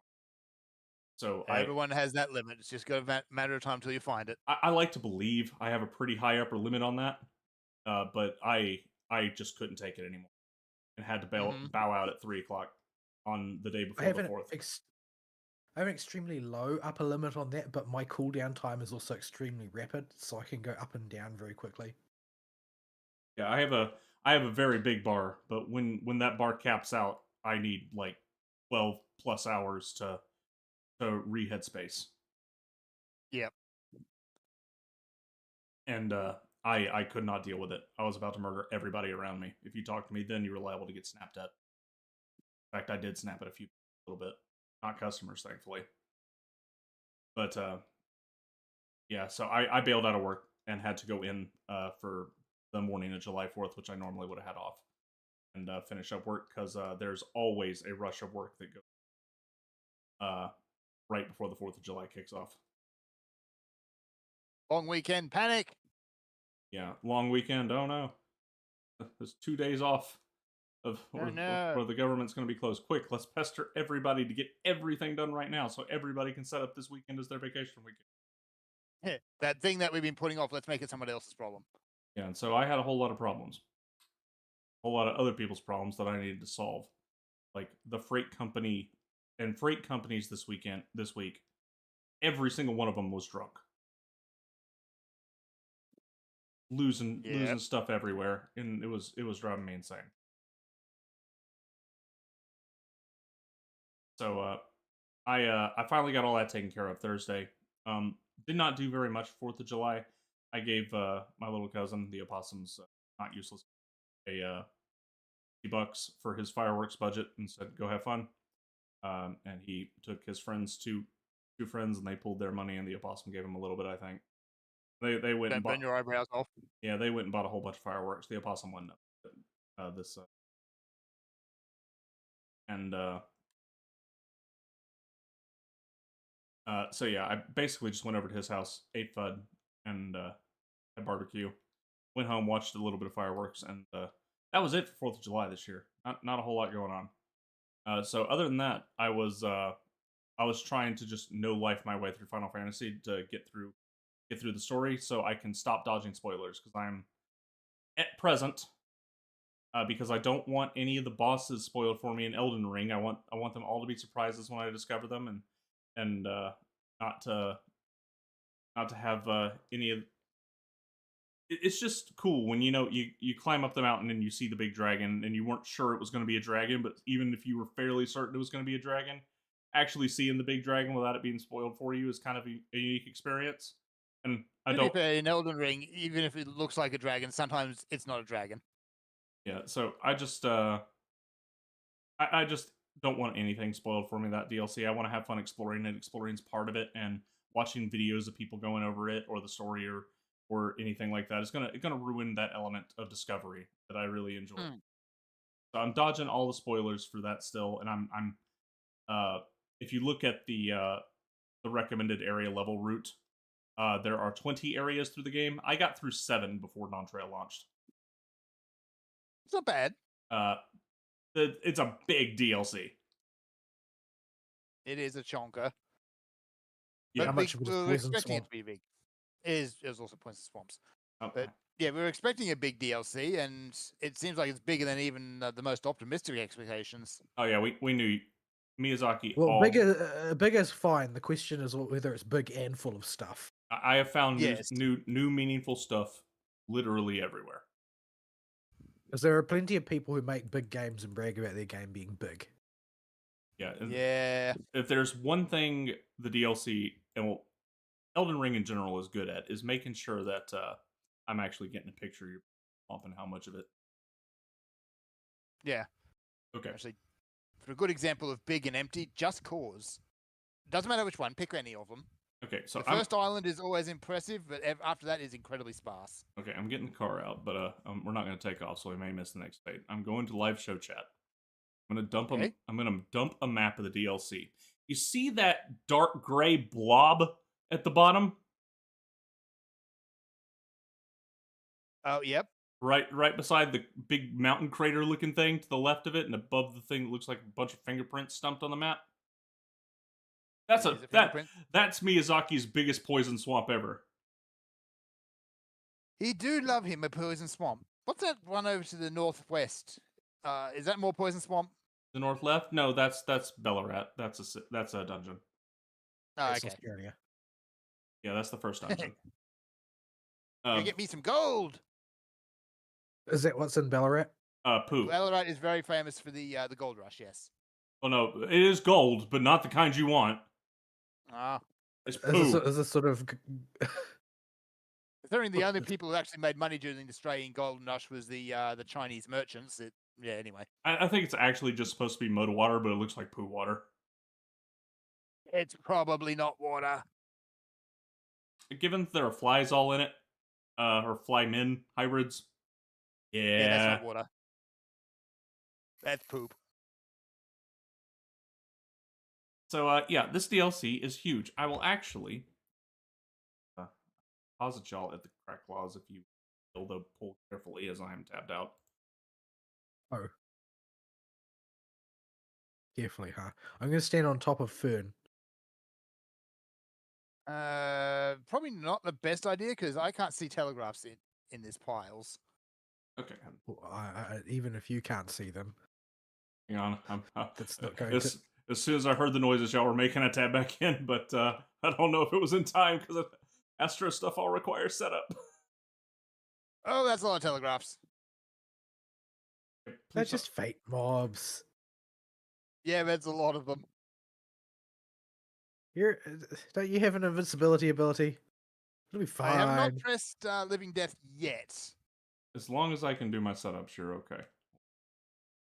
The shoe comes when I can't set up my Earthly Star or my Hots on You or any of that junk. My horoscope or.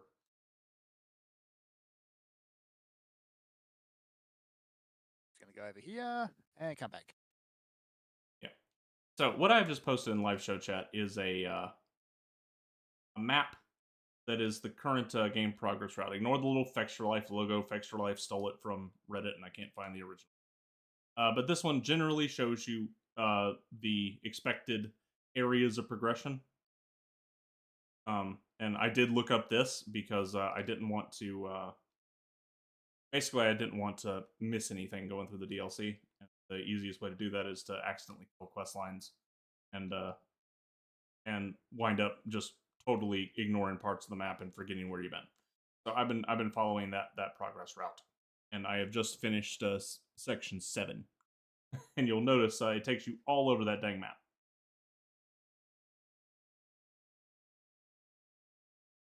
Oh, Fern might push some buttons. Yeah, I actually need to press tank buttons at the moment.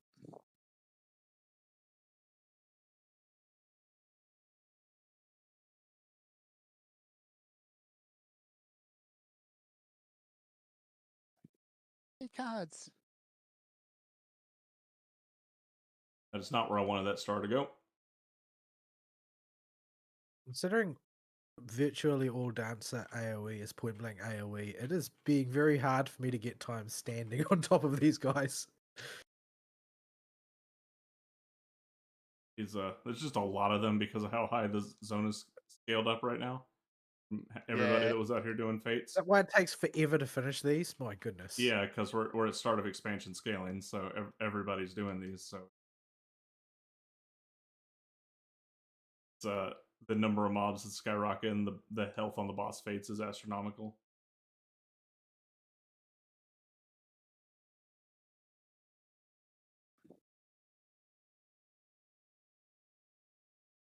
Off, probably not. Oh, nope, for me. Oh no.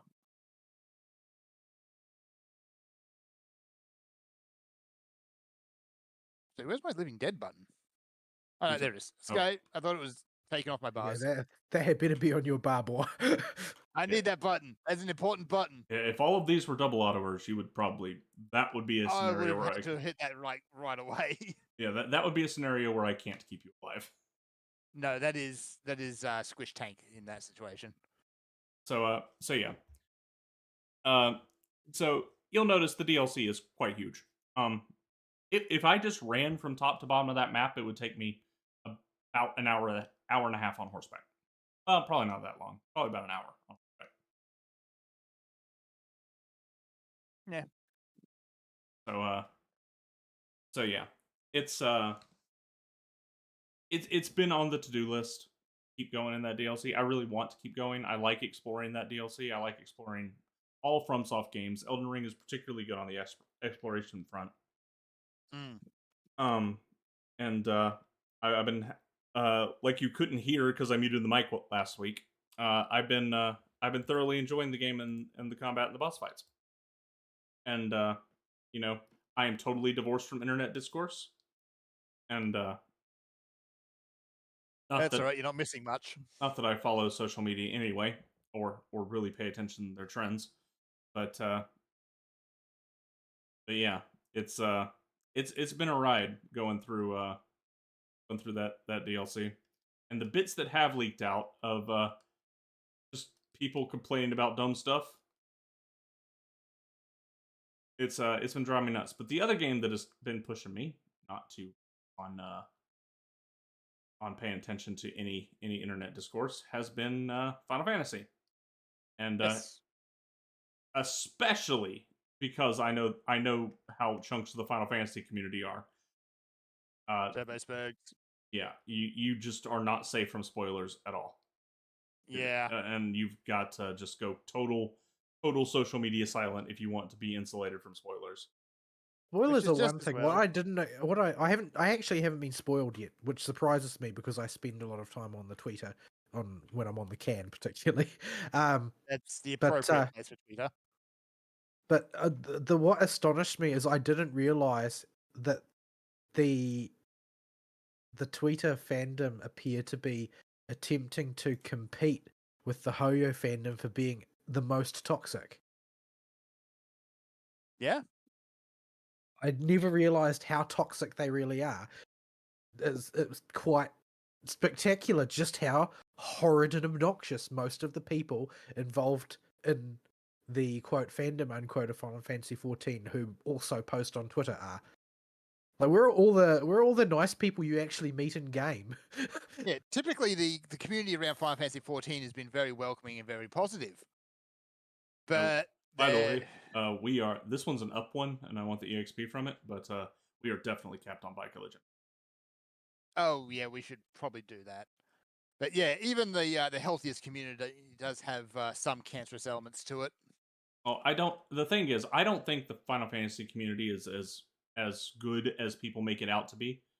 In general, even in game, they have a huge toxic positivity problem, for lack of a better term, where you know, or just blatant fellation of the game and its creators with no criticism allowed.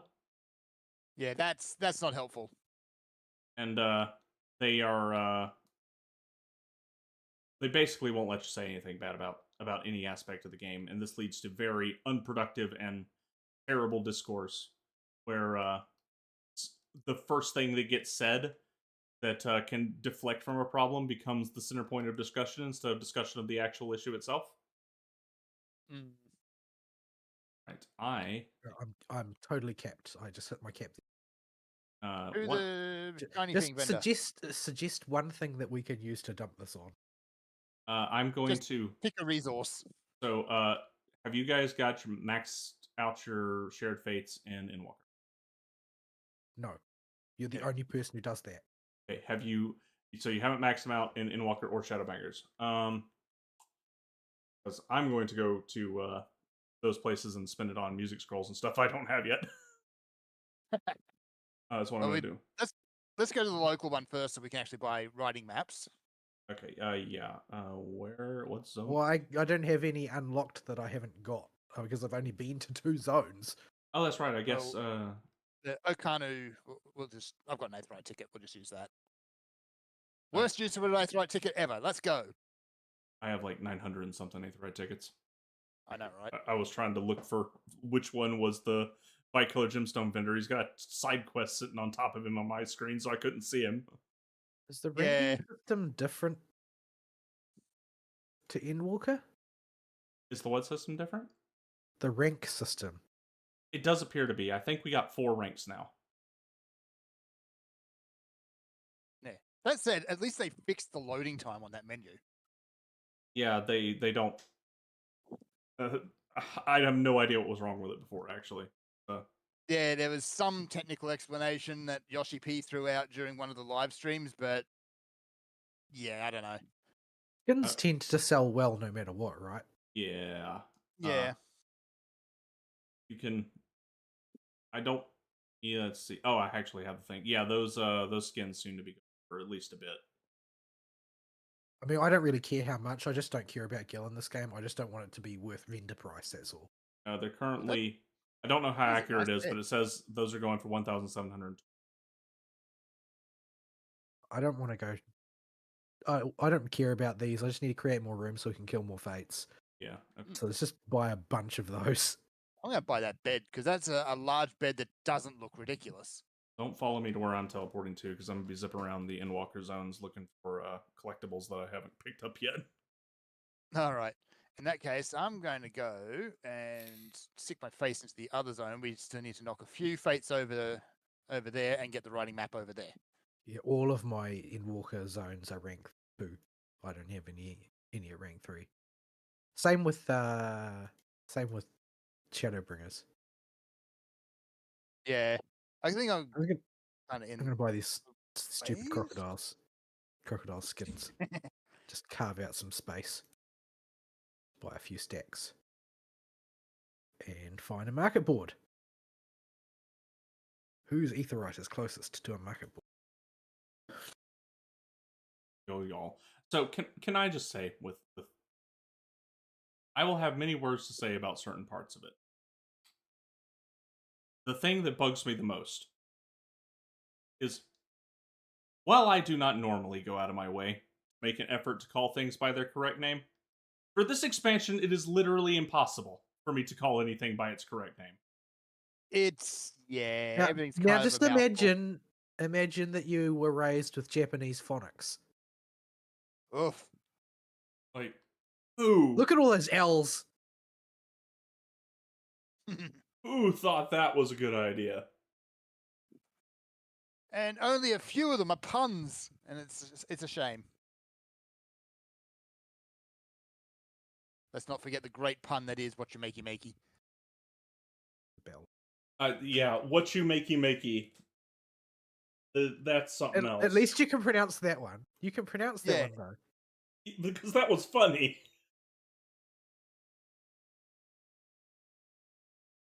So yeah, they've gone for that whole South American naming scheme, Aztec-y, Mayan-y, mash-up-y.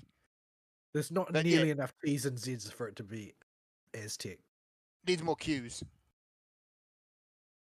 And TLs that's pronounced like Y's. It was Garlemald where I had a ton of music scrolls still to buy. So yeah, it's hard to keep track of what everything is called here. Okay, so you wanted to go to Alpaca Land, right? Next. I am in Alpaca Land. Okay, I will come to Alpaca. There are no fates. It is Urkapacha. I'm going to undercut by 1 gil because that's the sort of person I am. Correct So thing, you- so you don't tank the market price. I'm here in the car. Well, we can try the blackjack. Just change it up. This could You go. can try it. This could go poorly. This blackjack I've noted is a bit harder to click on than the car. Maybe easier for you guys though. We'll see. It is large. I also can't see you guys in it, so I just have to wait. Oh no, the issue isn't clicking on it. You actually need to be in the inner part of the targeting ring. The targeting ring is so big, you're actually out of range on the edge of it.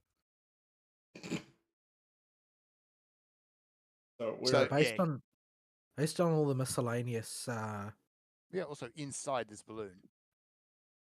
based on all the miscellaneous bits and pieces of animal that I have in my inventory that I'm chucking up on the auction house, it looks like basically everything sells for the exact same amount. Like Yeah, every sounds about single right. piece of animal is within a few gil of each other. probably because everybody's doing the fake grind right now.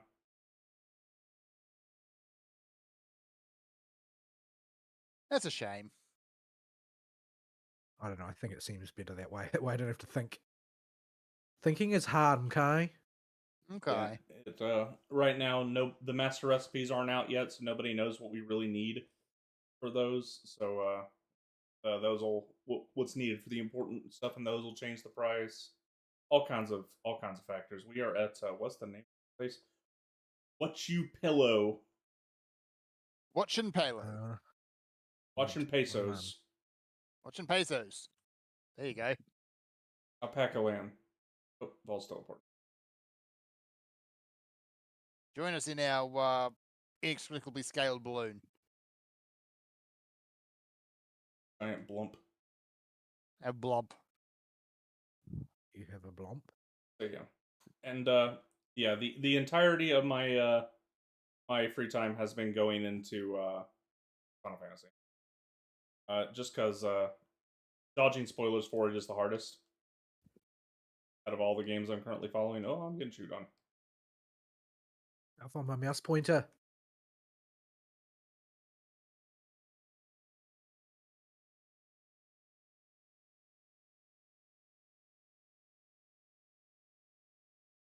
Oh, these hit hard. These hit very hard. They do. These are very angry pineapples. What did we do? Tried to put them on a pizza, probably. Like some kind of heathen. Please do not add more pineapples.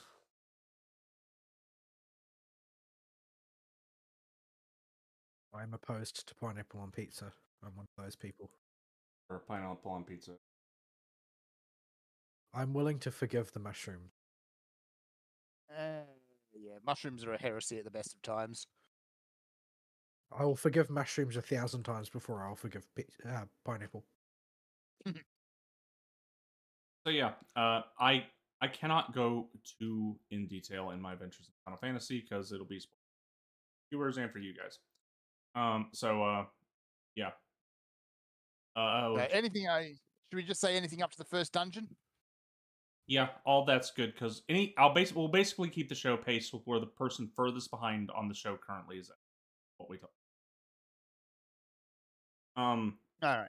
I can give general vibe in misses and that because that's not even a good way to describe what I mean, but I'm not going to give a single specific about anything that happens later in the story, except I will say this much: like the other expansions, there is a settling in point around level 96 ish when what will feel, for lack of a better term, like part 2 of the story happens, and the plot starts to really get moving. And the production values for the plot pick up quite a bit when you get to that section. Do they pick Oh, up that's enough good that I to can know. see through the fog? No, if there's fog, you're still screwed. Ah. So yeah. At the moment, like the early part is The story is basically all about Wooklamut and her quest for brain wrinkles.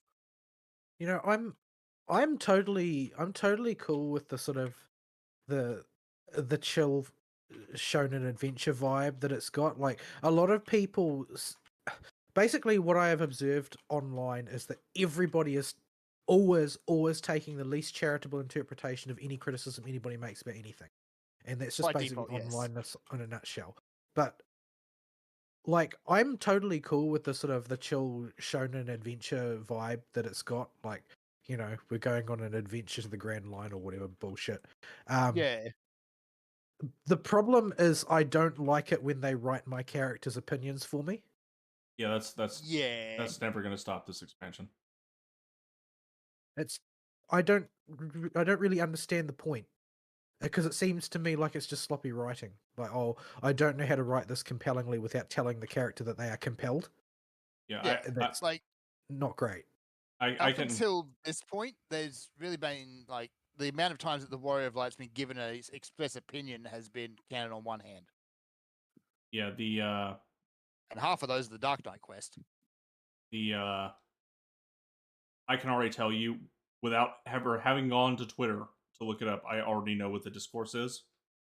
That well, everybody just has main character syndrome this expansion. Yep. But the thing is that I've gone on record on the show in the past saying that I felt like the Warrior of Light story finishes in Shadowbringers, and that Endwalker is the story of Aetherius finishing off. Yeah. It kind of ties up whatever loose ends that the Warrior of Light has, but it's about Aetherius. Yeah. It's and I think that misses. I think people are expressing frustrations, especially with the slow start of this X-Pack. Because oh boy, does it. Oh, it is. It It Does it is pick up? Does it pick up? As a binary yes or no, does it pick up? Yes. Okay, good. As a binary yes or no, is that a good thing? Maybe. Maybe. All right. Yeah, like there's a lot of people out there who are basically screaming that the Warrior of Light isn't the center of attention anymore. It's all about Wooklamut and her country and the other three and all of that. I don't mind that so much. It's like, as you said, the Warrior of Light story, at least for now, has been wrapped up. The problem also is Wuklamot. I don't think, especially early Wuklamot in the story, is just not doing it for a lot of people, myself included. Yeah. And I don't mind her, but she is definitely the smooth brain. Yeah, I feel like the delivery is not great either. Like, Yeah. I think that as a performance, it's not. It's not that it's not persuasive. It's that I feel like it's actually a direction problem as much as anything else. That they make her too much of a retard. They make her so retarded that sometimes I doubt her sincerity. yeah, Like, And she's supposed to be nothing but sincerity. she's supposed to be, you know, kind of naive and all of that, but I think they just went too far along that line. Like, it would be one thing. It would be one thing if it was just viewed in isolation. Well, I can appreciate that there's a character who's just like outstandingly naive because she's a sheltered princess. But the problem is that we're expected ultimately to believe that she is a legitimate potential successor to the throne. And I know that there are scenes where they talk about how, oh well, no, she's not actually mature enough to take the throne. But the whole point of this journey is that they'll become so, right? But that's not really helpful to the reality that you are expected to be just accepting. yeah. I can't get close enough to anything to damage it before it dies. Oh gosh, I got a bronze. That's fine. I got a bronze too. Yeah, I got one Malefic off, and my star is still ticking. So yeah, I think this zone might be a no-go. We can There's too many people here. We can change instances back to. hang on, I'm waiting for the combat to fall off. That might be wise because I could not get close enough to damage things. Did that at least let you get enough to get the riding map? I need one more to get the writing map. But no, we can I just, already got the writing map. yeah, we can just change instances. This one's We can change it. To the Aetherites. This one's got too many people in it doing fates. We can the population of that one's doing. I don't know which one we're in. I have to scroll up and check. Yeah. So yeah, I'll give it that. It's not necessarily a problem with the performance. It is, I think, a direction issue. Yeah, I think that they just slipped a little bit too far, and like I feel like the actor was given the instruction to be, you know, well-meaning, naive, energetic, etc., etc., etc. But they've played up the retarded side too far. Go to instance Yeah. 2. Instance dose. To dose. Holy crap, we're up to 8. So yeah, it's the sort of thing that hopefully, and this is maybe something Ari can attest to, that they get kind of sorted out for the second act. Okay, so the casting the casting directors clearly knew when they were giving directions to the voice actress and the English performer where Wu Clemat's character was going. But the problem is they didn't. Number one, I don't think the actor had a clue what they were doing during the initial bits, and the directors did not have a clear vision. Are you talking about the end of Endwalker or the beginning of Dawntrail? Beginning of Dawntrail. So they. Because the end of Endwalker was atrocious. Yeah, end of it was really, really rough. That was bad, and the beginning of Dawntrail is really bad. And they do figure something out that fits for where her character goes, but not what they've set up for the first bit. Basically, the coaching got better once they get to the end of the first part of the story for the 6. Okay. But that said, I don't think it ever gets good. It's not anywhere I would. It would be a subpar performance the whole way through otherwise. It just goes from bad to tolerable. All right. Wu Clemat is a black stain on the whole expansion for me. Just in general. And I am fully on Team Bulkajaja. I'm not even kidding. He is the Snidely Whiplash of this expansion, by the way. Like, Bulkajaja is the Dawn servant Toral deserves. He's the one they need, and they should just be happy with him. I want him to be Dawn servant so bad, because it would be hilarious. Yeah, but I totally see him getting Grand Viziered. Yeah, what they the way they go with him is fun. Good. I didn't want him to be just kind of that the one-dimensional meathead that he kind of portrays when he first shows up. Yeah, you've probably inferred it, but I can't give you any information about Zoralja because they're intentionally playing cards close to the chest at the point. So where you two are at. Yep. So I can't say anything at all about him. So Aristeel is firmly Bakuljaja 2024. Oh yeah, we're all in on this. Make Toral great again. Yeah. So yeah, the 4 competitors are coming. It's an interesting dynamic. Like, they've got 4 competitors who are coming at this thing with a completely different outlook for each of them. Well, the big slip up I think they make early, and they take a long time to rectify. Is getting across to you that what each character is doing this for, why they're here to begin with, and I don't think they've. Well, I won't comment. Hints at it at this point. I won't comment on how they on how they go about it. Actually, I'll hold that off completely because that's a big part of their the story going on.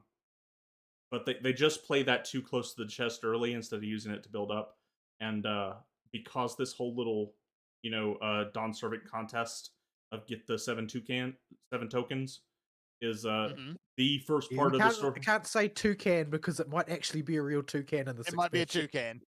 Yeah, Collect the 7 toucans. it's such a big part of the first section of the story that because they play those cards so close to their chest until that section's almost over, that it really hurts it all the way to the end. And it's only in retrospect you can see kind of where they were going with these characters. So it just they needed to play their cards with these characters a lot sooner, and they just didn't. And it's just there's no getting around the first part of this expansion is a bit of a slog. In fact, it's more than a bit of a slog. It is a slog. Yeah. I honestly though, I kind of expected this. It's like they're kind of out in the weeds again now that they're starting a brand new story. Yeah, but we're hitting levels of drag here that Yeah. are But unprecedented. the point being that the Final Fantasy 14 team or the writing team has never actually written the start of a story before. It's also, from what I understand, not the same team. It is also not the same team, no. Yeah, it appears to be different writers, and you Yeah. can. Oh boy, can you tell? Yeah.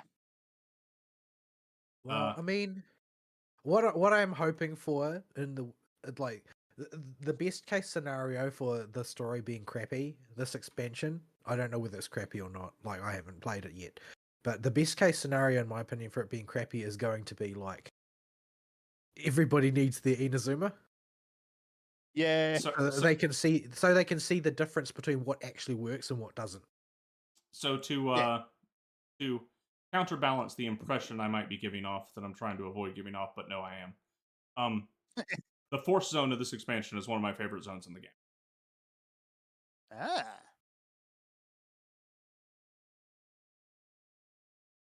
Ah. That's all I'll say on it. Is this mount from okay. another Final Fantasy? The blackjack? Yeah. Yes. I do not know. It is. It's from. Actually, I think it's from. No, hang on. 4 had the Sky Whale. 5? This Oh, kind of no. looks like Sky Whale.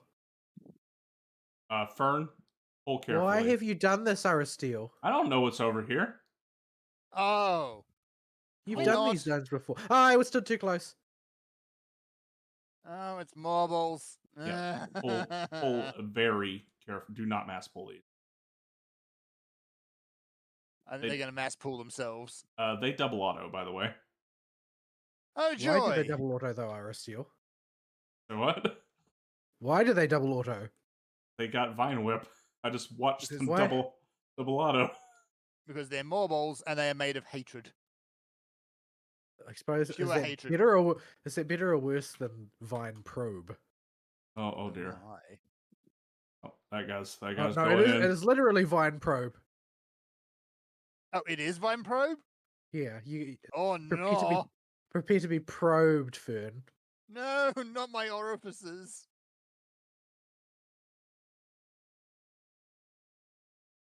If you get hit by bad breath, I'm not dispelling you. You mean you're not dispelling him 8 times? Yeah, Yes. I'm not. I won't be able to waste that many GCDs if these all pull like I expect them to.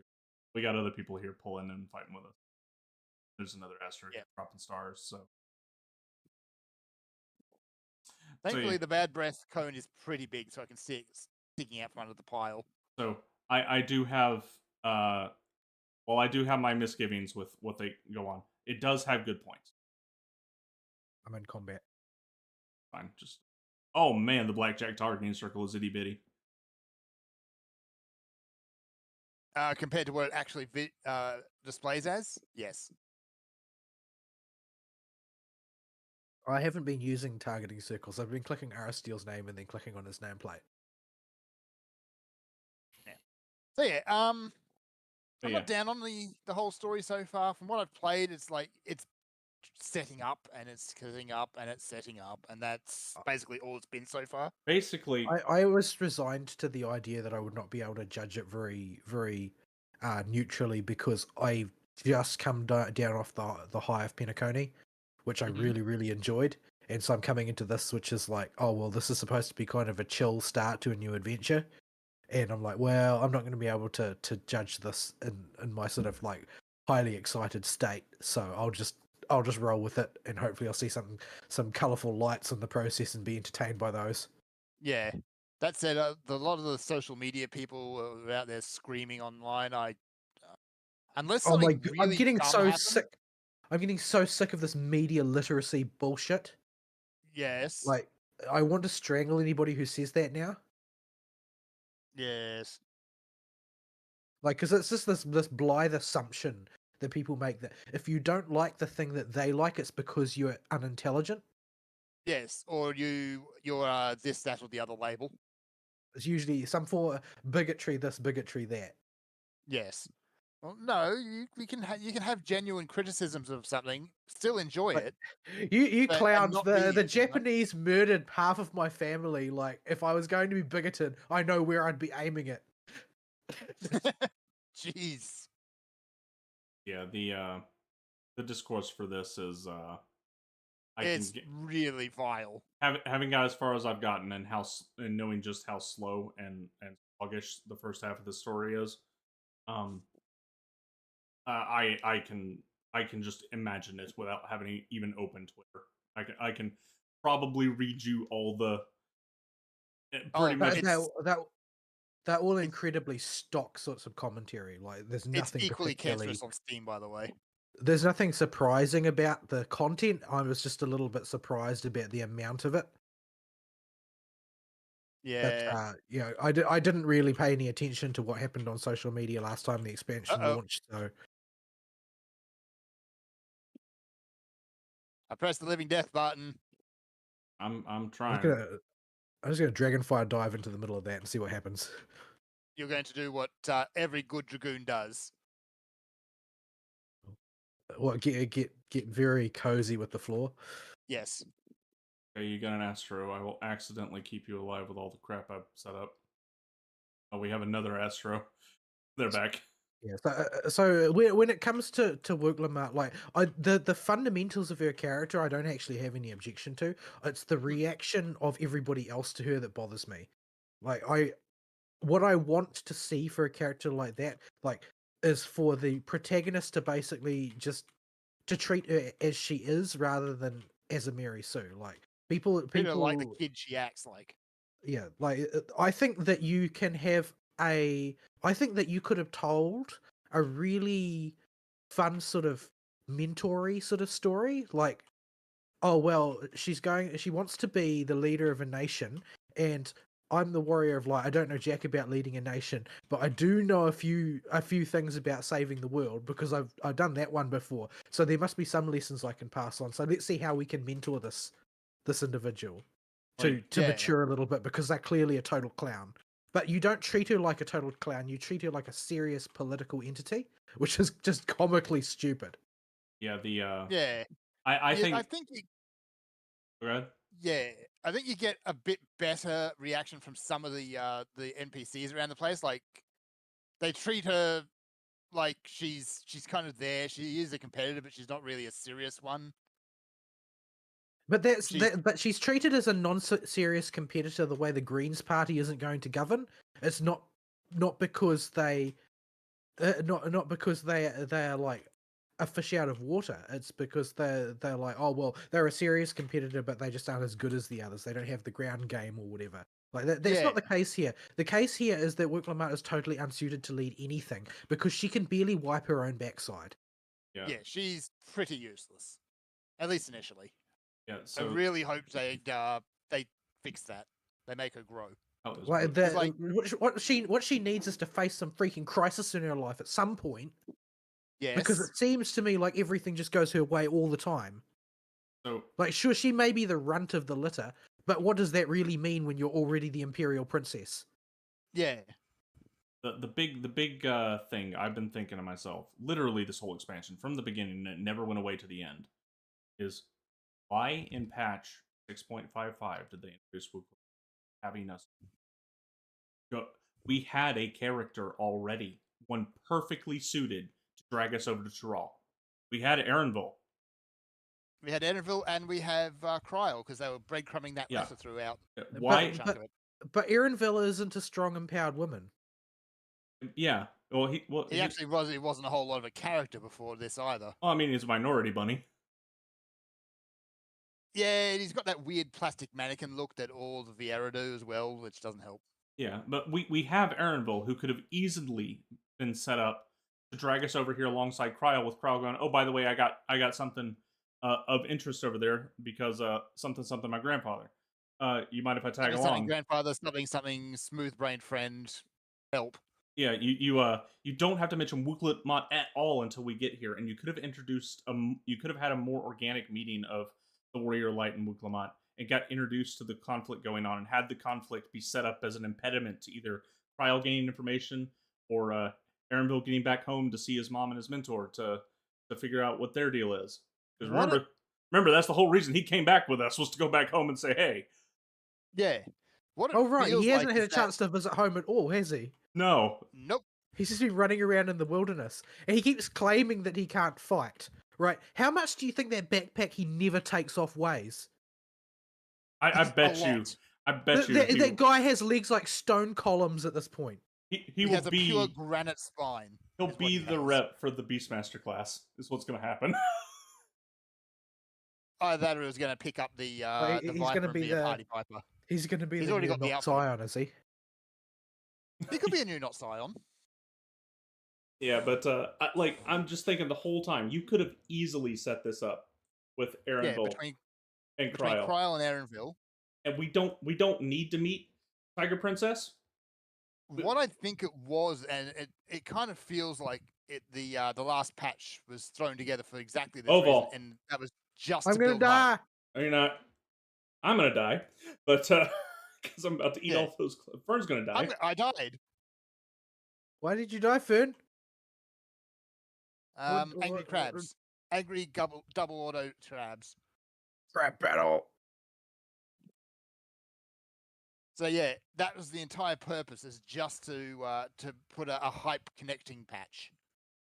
Yeah, but it just 6.55 I think did more damage than to this story's start than anything that Dawntrail itself has done, because they had the ability to set things up with established characters and then bring us into this world, and it would be more forgivable then, because it wouldn't seem we wouldn't get Tiger Princess pushed on us as hard until we got here, and us needing to attach to somebody because the crown, the succession of the Dawn Servant is impeding our progress for our other goals, would make a lot more sense for the Warrior of Light. Yeah, because that was my my problem last week that I mentioned, right? That I didn't see what my character's motivation would be to join this billiard ball brained moron in her bid for the crown. yeah. Because Whereas, that's just not the way my character is wired after all that she's been through. I'm wondering if that was rewritten actually, because you had that perfect links. Like, well, Cryle wants her answers, but the Dawn Servant won't answer them or can't answer them. I until thought that after that's the where we were going. I thought we I were thought that's going where we to were chase going. after. I thought we were going to chase after Kryle's agenda, because like Kryle was the one that I wanted to know more about. I don't care about Tiger Princess. Like Kryle, there was an interesting story to be told about her, because she clearly was traumatized by her own weakness throughout the course of events since Heavenswood. Every time she's found wanting, no matter how hard she tries. Mhm. And I thought that this was going to be a story which would bring her into her own, but instead we have this, complete moron who, for some reason, we're totally besotted with. For some reason, I don't get it. Doesn't make any sense. Not justified by the plot, but that's the way they decided to go. And I'm fine with that for holiday purposes, but I don't, like I keep saying, I don't want to be told what my character thinks about her, because my character thinks that she's a retard, and my character's not like the brightest bulb in the drawer to begin with. Maybe not retarded, and like my headcanon, my character's not retarded the way Ari's character is retarded. No, mine is in character on Team Bukul Jaja because she thinks he's funny. He is kind of goofy. I do appreciate him at least. But my character is more sort of like, my character would be more sort of like oriented and intellectually towards Kona's disposition, except that she's also a berserker, so Right. So not exactly stable, but generally speaking, does not appreciate the position that intellectualism is worthless. Stuck The in way- combat. Hang on, I'm trying to get the blimp out. the way the story is attempting to communicate, and I think that this is actually a it's sort of. I found the whole plot to be sort of disturbingly subversive given Japanese culture, and in the sense that it seems to be really, it's a little bit bagging on the idea that you can reconcile anything of the old with the new. It's like, oh no, you have to pick one or the other. Either you've got to you've got to be some kind of primitivist, or you've got to you've got to abandon the past. No, this is a false dichotomy. I don't understand why you would write a story that way. That's like incredibly sophomoric. This is sort of story you would write if you were, second year university student who thinks they understand a few things about the world. Yeah. There's nobody Yeah. dumber in this world. As somebody who has taught students at the tertiary level, there's nobody dumber in this world than a second year university student. They are the nadir of human wisdom, the absolute low point. Yeah. So the I can guarantee you, it ain't that deep. Haven't seen a bit more. Well, that's at least good. So when it comes to Kwana, I don't know if it is good or not. It's something anyway. they just flubbed totally. While that may be there in a little bit, I don't think it was intentional because the point they're trying to get with Kwana, they don't get across very well at all in the Vanu Vanu zone. And while the you can smooth over with new text stuff and all that is there a little bit in that zone, with him coming in with the magic weed juice, the point that they really that is important is that Kwana does this with little to no interaction and being very standoff and aloof. And He's totally off screen. Yeah. He attributes it to his Archon allies, but you never see them because they want to do a big reveal later. Like it all feels clumsy. And it continues to be clumsy because it's like, oh yeah, and because reasons, he also ends up getting Bakuja through that challenge. So what? There's no crops left. We already fixed the crops. What are you talking about? Why is there suddenly magically a spare vial of his super weed juice lying around unattended just for Bakuja to take? Like, why is that? Like, this is incredibly weak writing. Why is there just magically all of the things necessary to keep all of these people in play? This is the problem. This is the problem and strength of the Shonen Tournament arc.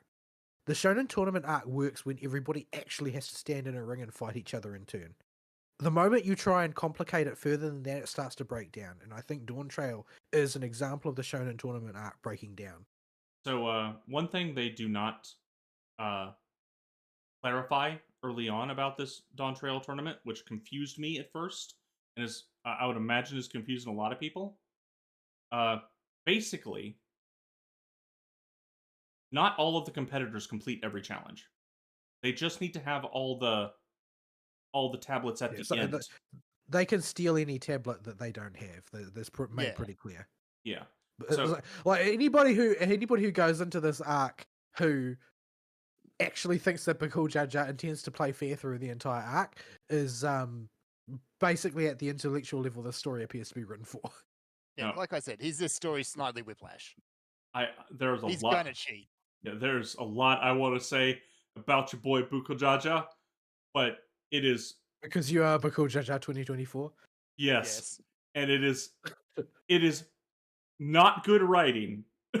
I don't want that to put that impression in your head, but it is something else what they do with his character when they get to the end of his character arc. It's worth looking forward to because it's just going to leave your mouth on the floor. All right. It's yeah. We'll see, I suppose, as the expansion goes on, if they manage to pull out of this writing spin. Yeah, all this stuff I've been telling you guys, by the way, these hints I've been dropping are all only for the first 3 zones. Yeah, okay. Here's another thing with this expansion I've noticed. Despite it may or may not have fewer quests than the other expansions, but because Literally every quest is go talk to somebody, talk to 3 people, and it's always talk to 3 people. It's never 2, it's always 3. Uh, and then, holy crap, that's a lot of gazelles. That is a lot of deer. It just makes it so that every single little thing this expansion goes by, even though it feels like you're slogging through because you're just watching a visual novel, basically. Every now and again, you fight something. You check your zone progress and your overall progress, or it feels you're about in progression. You're like, oh wow, I'm already another zone ahead. Because this whole X pack has a major problem with a lack of quest diversity. We don't even have go get 10 bear asses. I've been getting like Genshin character quest vibes off of it. Like you basically do nothing but run around and talk to person after person, and then you do one domain, and then it's over. Yeah, and because there's so little active gameplay, and all you're doing is watching the visual novel, you will find yourself like, oh, this is taking forever. This is a slog. I'm already done with this zone and moving on to the next one. This feeling has happened to me no less than 3 times. Yeah, like the llama zone. Apparently, we've already explored that map pretty much fully. There's not a whole lot there. Yeah, What happened to the scaling? Oh, we switched instances to a lower pop instance. I know, but I didn't expect it to be that low. Yeah, I think the other one had like 70 people or something. This one had 32 when we came in. Oh well. So it's way chiller now. Oh, there's a P up in Llama side instead of in Mountainside. Yeah. Llama side. What is the size of the bonus from Heat of Battle? Heat of Battle. 15%. Okay. I have a level 3 one that I crafted at the guild house going. Once we said we were gonna go grind fates. Because I've got a pile of because I always have to play off peak when you're not around, so I have actually carry around those scrolls from the squadron. Oh, it's I forgot about those. I don't think they stack. I think it takes the highest. They don't scat. They erase it, but I carry it around because you're not online a lot of the time. So I see. Yeah. I was just wondering if it was bigger or not. Yeah, the one I got from the guild house is the biggest one available, and I think it's 50. Okay, because the scrolls are 15.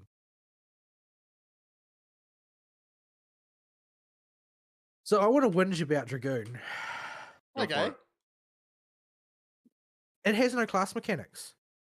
They removed them all. There's literally no mechanics to Dragoon anymore. You just press buttons as they come off cooldown. That's literally all that's left. They removed everything. What are they thinking? They managed, like, the Dragoon has been one of the most historically intricate classes with the most headroom to min-max while still functioning somewhat, even if you don't know how. It's always been good like that, but now there's nothing left. I have no idea what they're going for. It desperately needs to be revamped now because they've made such a mess. Like, I was all for them taking away Eye of the Dragon simply because they had too many. I would have preferred that they take away Lance Charge instead, but if they at least they took something away so that you don't have to spend like the first 8 moves weaving cooldowns. But why did they take away everything else?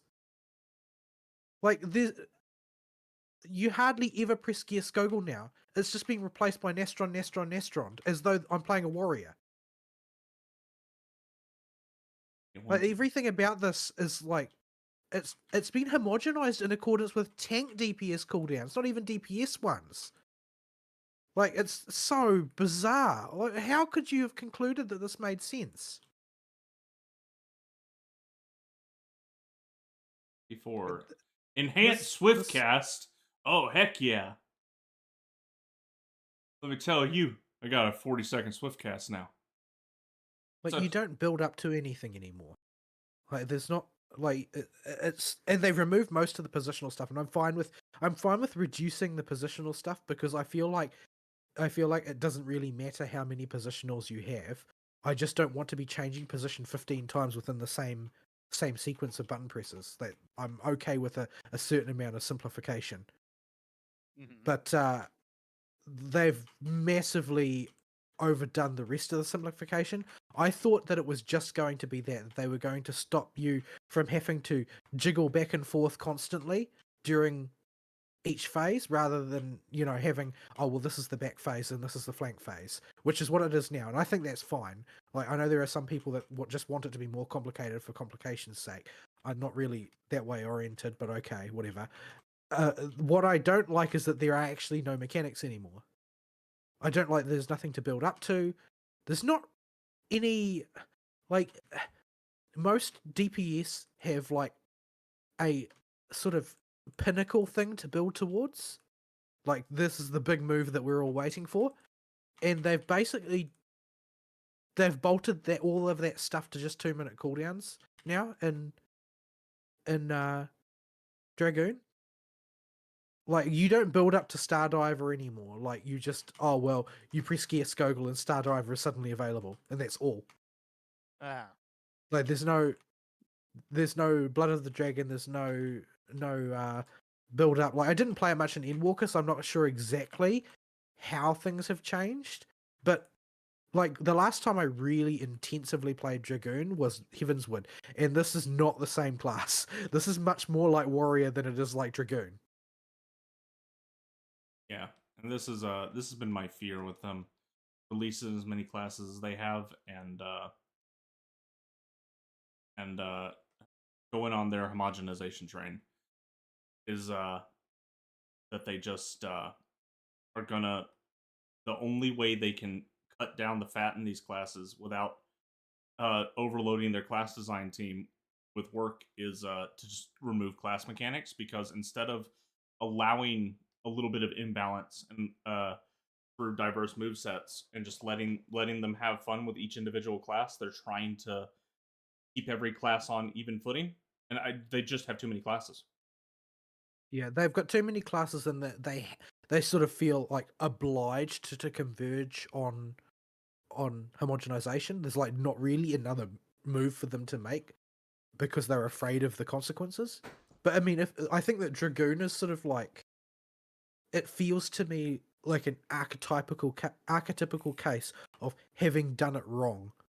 Like, if you take a look at the way Dragoon is now compared to previously, they have removed all of the core mechanics. Like, I don't ever look at my job gauge. The job gauge is completely unnecessary now.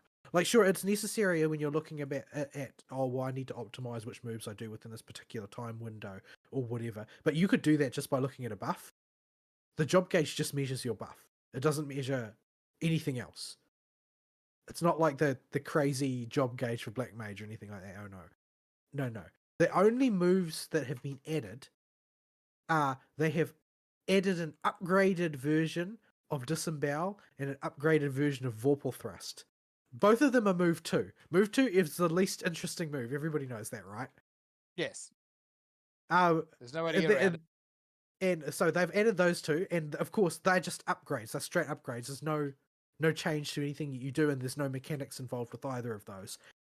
And they added Starcross, which is just a combo action from Stardiver, and they added a follow-up for Dragonfire Dive, which you press once every 2 minutes.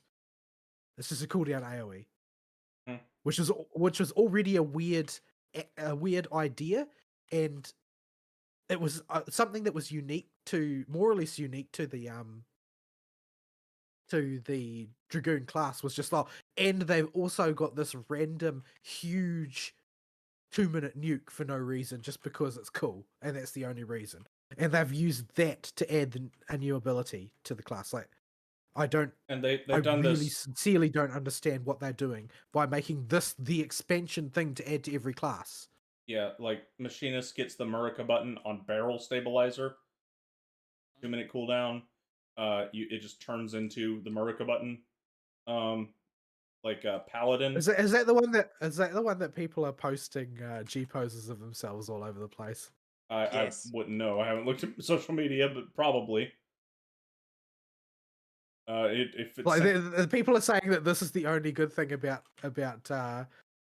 the class changes in Endwalker is that you can now strike this dramatic pose as a machinist. whip out the rocket launchers. Daka, daka, Then- daka, daka, daka. Yeah, the backpack of infinite ammo and machine guns. Yeah, that thing. Yeah, it is the Daka button. Yeah, it's there's that one. Paladin got red mage, so on our big 1 minute cooldown of burst, at the end of it, we have a new button. So they made the button, instead of appearing on the confetti button like all the other ones, they made it an OGCD that appears over the expiation button. Huh. But That's yeah, weird. same thing. Just it's on the 1 minute cooldown timer, just at the end of it. Astro, when I push divination now, I get a new button that it turns into that's just a big nuke. Yeah, I Oracle. sincerely think that they need to just call it quits with the new class bullshit. Stop it.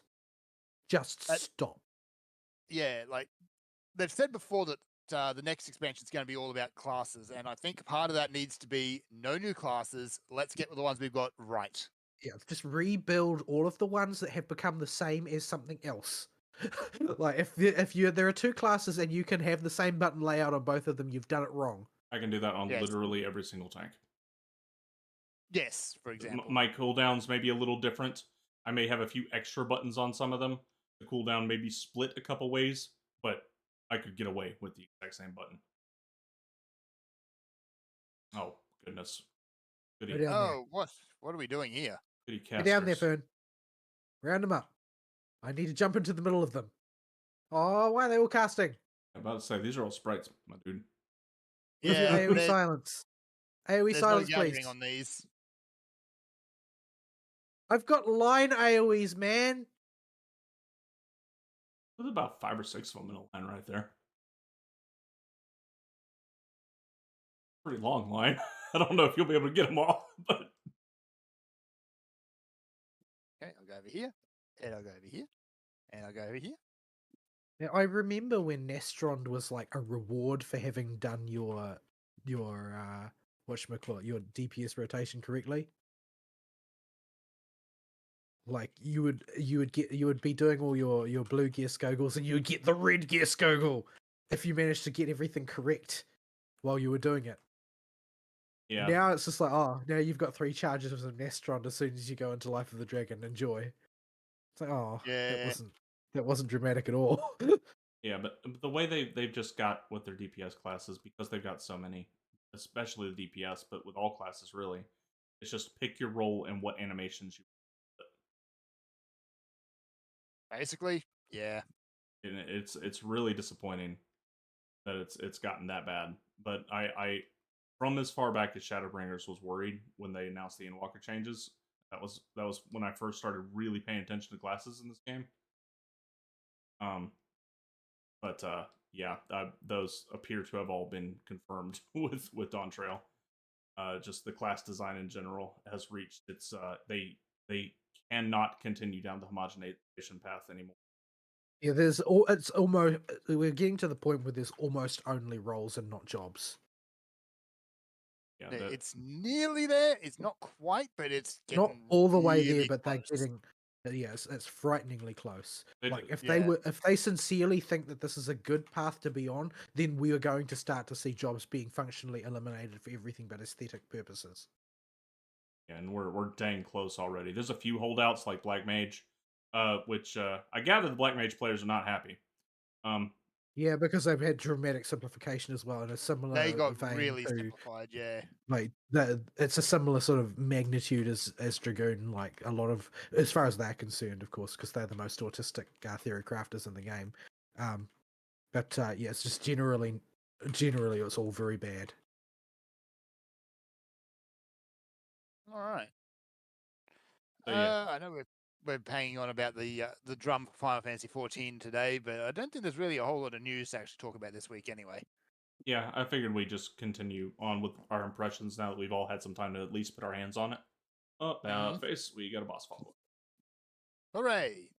So far, it feels more like a 0.1 than it feels like a new expansion.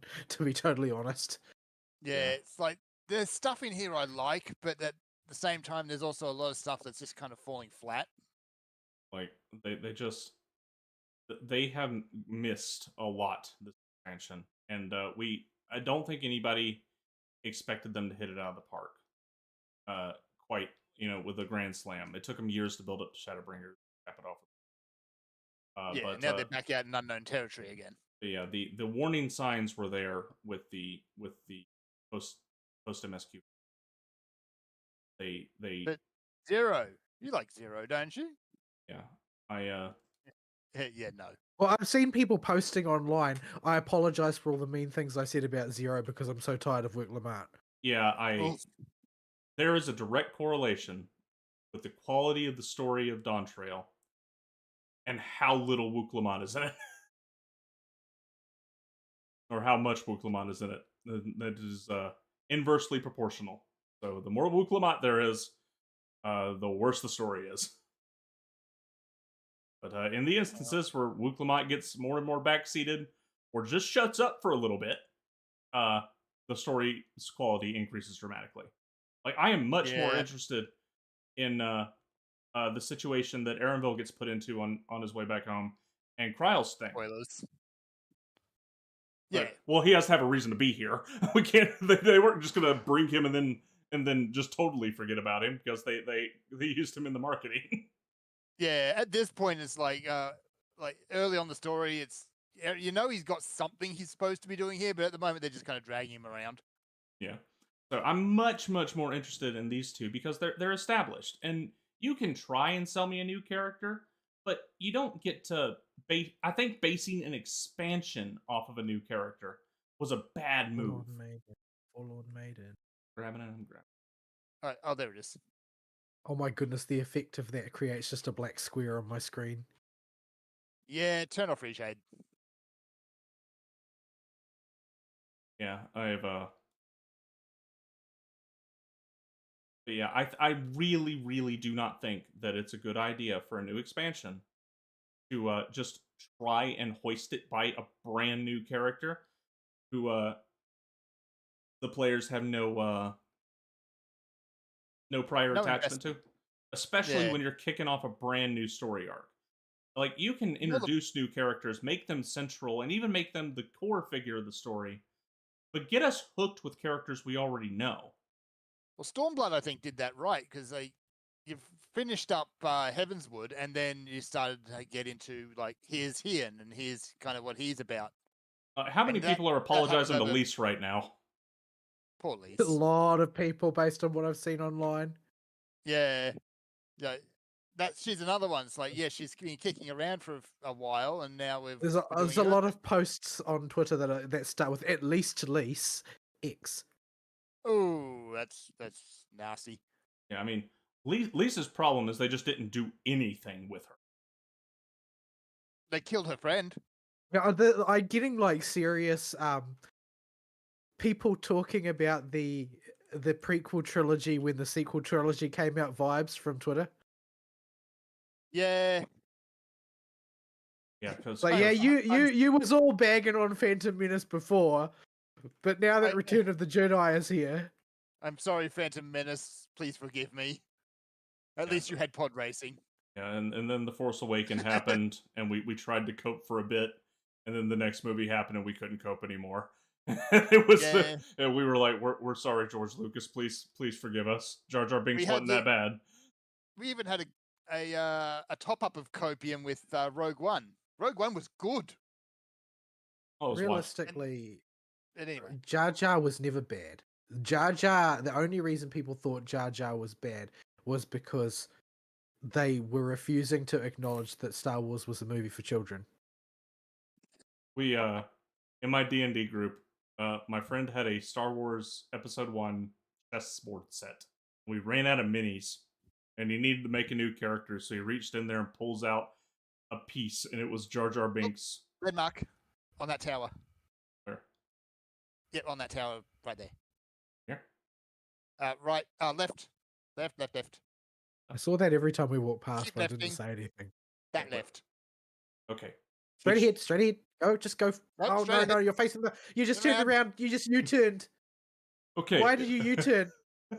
Because I don't know where the camera's pointed. Both of us said straight ahead, and you immediately U-turned. Okay, is it this tower? This one Yes. here, right here. Okay, I already have this one. That's why I couldn't see it. I don't know how to get off. Oh, hang on. It's not a lookout. You No. are right. There we go. Oh, what was it? You probably have Aristeal targeted. Yeah, he does. Oh, right, I do. Yeah, I have a making Yoshi P cry that tells me when people are targeting me, and you definitely do. Because you're a giant ass blimp.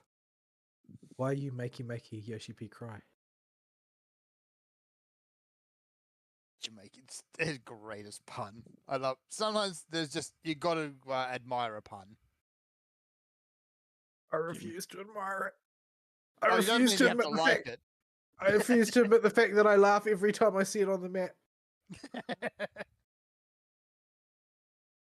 Well, we got So anyway, a bunch of bombs. it's are they going to do the bomb thing?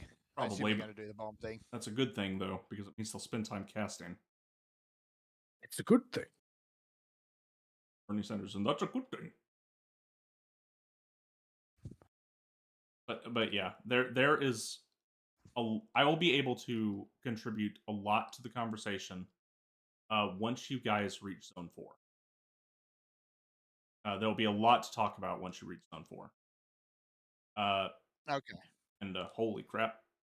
Oh, that hurt. Did you get detonated on? I thought I was out of the. Does it look like you took one chunk? If that was what one boom does, I do not want to get hit by more than one. Yeah, please do not.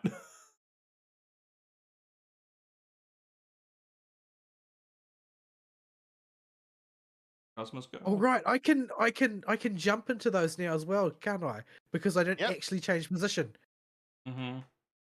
Jump locks your feet where you jumped from instead of. So I'm not going to get exploded by bombs for jumping anymore. Mm-hmm. But now who's going to lick the floor? Oh, don't worry, dragons will still find a way. Yeah, I mean there are some jumps that do move us, like Dragonfire Dive, which So is they only our half new. fix the problem. Well, Dragonfire Dive is our new DPS nuke as well. So Yeah, I've watched a dragoon. We're never going elusive, to be free. I've watched dragoons elusive jump right off of the Shinryu play. It's always funny. That is. That's what elusive jump is for. Like the red mage thing. Look at that sweet 1 million EXP for the Twist of Fate plus the 40 gemstones. Because Nice. the Twist of Fate and the arrow up for the bonus Fate EXP both buff gemstone acquisition now as well, in addition to EXP expansion. It's retroactive too, so it works for all the old ones. Oh, nice.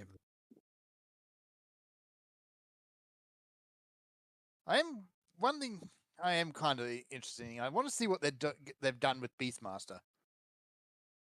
It's not out yet. It's not out yet, but why is that a limited job? What have they done with it, I wonder? Probably because if it's related to collecting a wide swath of abilities they never intend to go back and change. Which means instead of running around collecting abilities, you're going to run around collecting Pokemon. Yeah, we don't know yet. I don't even know if they've 100% confirmed it is the limited job. They have. So what's that one of the FanFest? Yeah. Oh, hang on. Land. I got nuts targets. Those horsey things. Oh, the Lobos? Yeah, these guys. Oh, they're wolves. Okay. They're a very strange looking wolf, but they're a wolf, I guess. They're all over this clip. Had them for a couple days.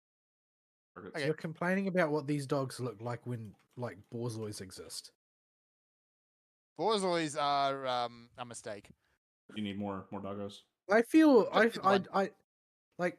don't like the forced meme about Borzois. That's annoying, but I feel bad for them because the reason why they're so sort of treasured now is because the Bolsheviks basically massacred them for being too bougie. Yeah. They just exterminated them because they were the bourgeoisie class dog. Mm-hmm. Could be worse, I suppose. That's about the dumbest. It's the dumbest conceivable reason to to kill a bunch of dogs is because their owners have too much money. because they're bougie. Yeah, it really is. It's not the dog's fault. But, I mean, yeah, at least they're not pugs who are a genetic mistake. Well, most purebred dogs are genetic mistakes at these days. True. If you can find a friendly pug, they are the dumbest animals on the planet. Oh, they are. They are incredibly I- dumb. They were not bred for their I- brains. They were bred for their smallness, really. Like, I hear that the Dalmatian breed now is basically genetically destroyed. Yeah. But this is going to happen over time. Just like breeds come and go. No, but the thing is that there was that movie, right? That Disney whatever. Oh, yeah, that's right. Because of all the illegal dog farms The illegal dog farm. inbreeding. And all the inbreeding. And so now Dalmatians Yes. basically implode when they reach a certain age. Yes. They're not the only breed to do that, but yeah, Dalmatians are I one of the expect Lassie did no favors for rough collies either. No. Not to the same degree, but yeah. And Well, it's yeah, it's not great.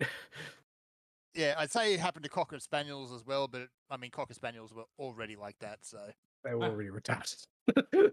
My first dog was a Cocker Spaniel, and she was an idiot. yeah. She hated everybody and everything, though. Man, that dog was mean.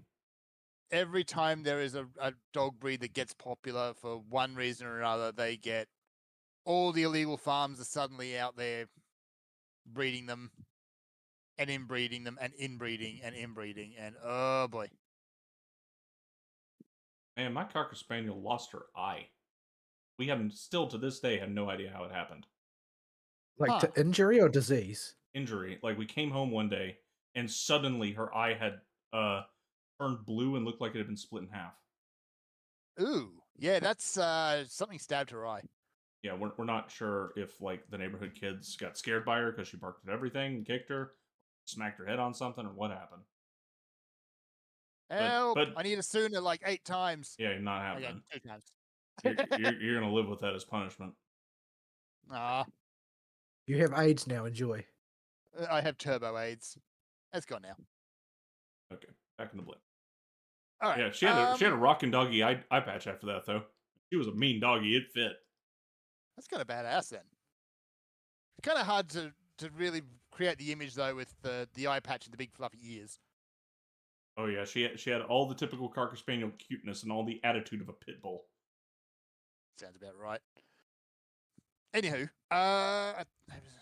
there anything else to really talk about on Final Fantasy? Because there's a lot of stuff that we haven't touched yet, Yeah, but we well, can't really talk about because we just haven't got there yet. most of the stuff right now, people are still going through the main story, and it is the elephant in the room.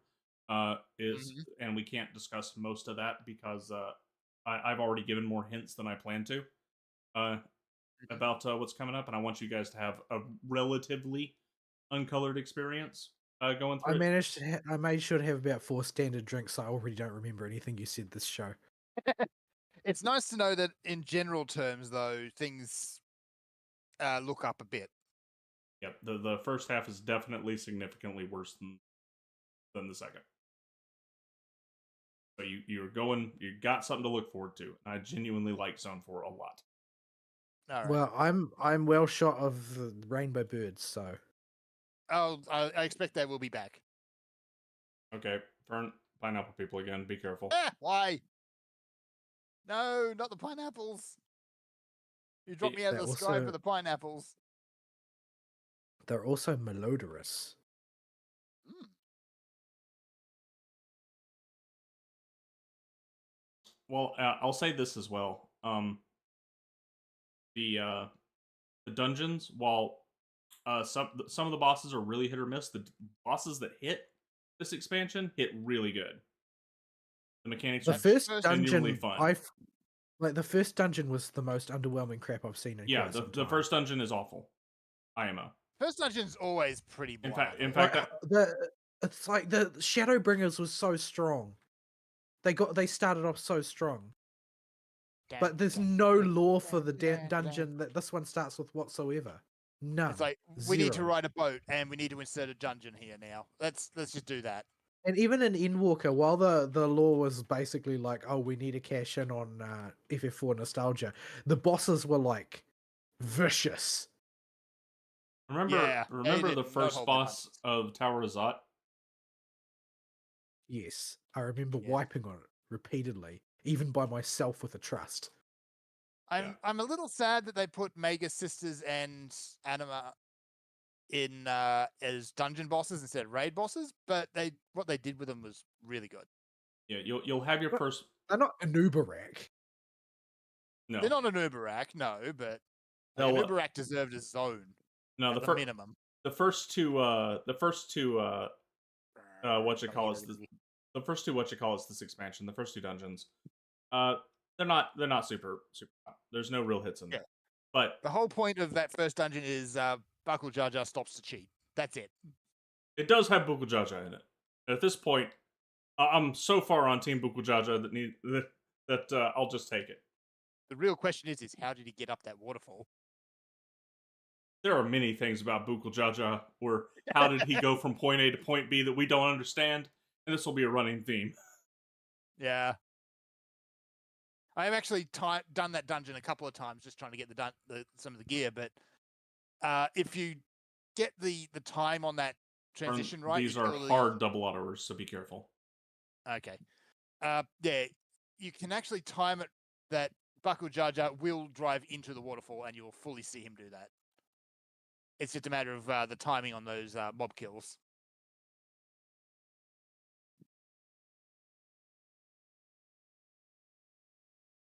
Okay, you can.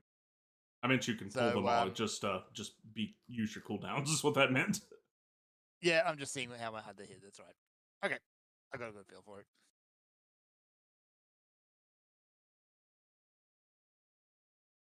But yeah, it's the first two dungeons not super hot, nothing memorable. But from then on, every dungeon I've done has had at least one good hit boss. Nice. But that was genuinely fun to do. That first, the final boss of that first dungeon, that tornado that he throws around. Like every other mechanic is fairly straightforward. It's like stand in the stand I'm convinced that there is no strategy to avoid that. You just have to hope that it doesn't decide to persecute you. Right before it shoots, they need to make this indicator clearer. But right before it's about to shoot, for like 2 seconds beforehand, you can see the telegraph lines right under the tornado if you back up enough. If you're right on top of it, you can't see them. Now, that's not the problem. It's just who is it going to chase? Because it will try and keep someone in the shot line. Oh yeah, I have no idea how you tell where it's going. I just know how to read where it's going to shoot. Well, I mean, anybody can see that. There was no problem with me seeing that. The problem is that it just decided that it wanted to be my friend. Yes, so it comes right over, pushes you into a corner, and hits you with 2 lines. So yeah. Also, another reason to get annoyed at Wooklamart is she tries to kill me with telegraphs like all the time. Oh yeah, that won't stop either. I've noticed particularly her character is great with running right to where I'm at because I'm tanking. And oh, please tell me there is no dungeon where it's Wooklamart and Urianger together. Because then we're just all screwed. For me. Like, Wooklamart hasn't gotten me killed because she spent so much time doing her Dragoon impression on the floor. I've never seen her die. Yeah, she hadn't done that to me, but she has tried to kill me. I mean, she doesn't die as much as like Alphinaud does, but still. Alphinaud shouldn't be getting hit at all. Alphinaud is special. Yeah, okay. I don't know. I often end up being like, and when I'm doing trusts, it's often like me and one other, or just me still standing, waiting for their resurrection cooldowns to tick over. Like, my experience with trusts is that they are retarded as all shit. I have never had that problem. I like how if you do the Heidelin Trust, that you get to see which of the scions are a little smooth brain and just going to take the hit every single time because it's consistent. Which ones get hit, and it's very clear there. Very clearly, Urianger. And Destinian. Urianger, I think, is there just to annoy people. He's there to troll. Usually Alice I just or Alphino. realized that I still have Dragon Sight on my bar. Are you supposed to have Dragon Sight on your bar? Oh. Pressing that button does nothing. Like literally nothing. You can't press it anymore. Big X. Oh, it's an X? Yes. Yeah, okay. How am I supposed to convince noobs that they have a debuff without Dragon Sight? Well, even before they removed it, they took away the beam. Yeah, That I beam, know. admittedly, the first few times did throw me for a loop. Even like, even hey, when I knew what it I'm getting was, when it's something is tethered to me, the reaction that every other in-game telegraph when there's a tether on you is to either go run it to somebody else or run away from the tether. But it's not just Yes. that. In this case, it uses literally the same graphic. Like there isn't any AOE that uses, as far as I know, that uses the Doton graphic. But there are plenty of debuffs that use the Dragon Sight graphic. Yeah. So the amount of times like that gets thrown on you in the middle of a boss fight and you think, oh crap.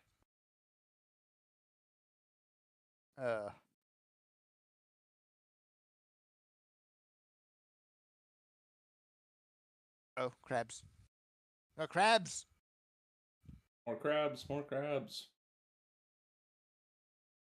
Crab. I know I'm not doing things properly. I should be hitting Shadowbringer. Yeah, I should be actually like drawing cards and giving them to Vol and Fern and stuff, but it's fates. But I'm just kind of pushing buttons. Yeah, so am I. Like I'm hardly ever managing to get all my Anastrons off. I'm gonna be stuck in combat till those crabs give up. My enemy list is like 5 dudes long. Yeah. Or more. I will not talk about how many times I've overcapped Darkside. And you can't make me. Yeah, I've just been kind of letting divination sit there. You know, forgetting to put my star down. All kinds of fun stuff. Do you shed a little tear every time you realize that you can't press Astrodyne anymore? A tear of joy, maybe. That was such a dumb way to rework Astro. Yeah. I was astonished at how they managed to find buffs that basically nobody cared about and managed to populate that ability with 3 of them. All right. Rather than going through the completely lackluster of news, because there really isn't any, you want to do something we haven't done in a long time? What? Finish on time. Can't do that. Technically, we could. My bladder would thank you. All right. Let's head back to Leo Law and. Oh, hang on. I don't like what this is about to do. Yeah. You have been thrown from the mount. It just at least it didn't just dump us out in the sky. I was really hoping it would. That was quite rude. I had to quash my impulse. Ah. We got sent. I had to quash my impulse of what to say because you sent us both to Washimpello.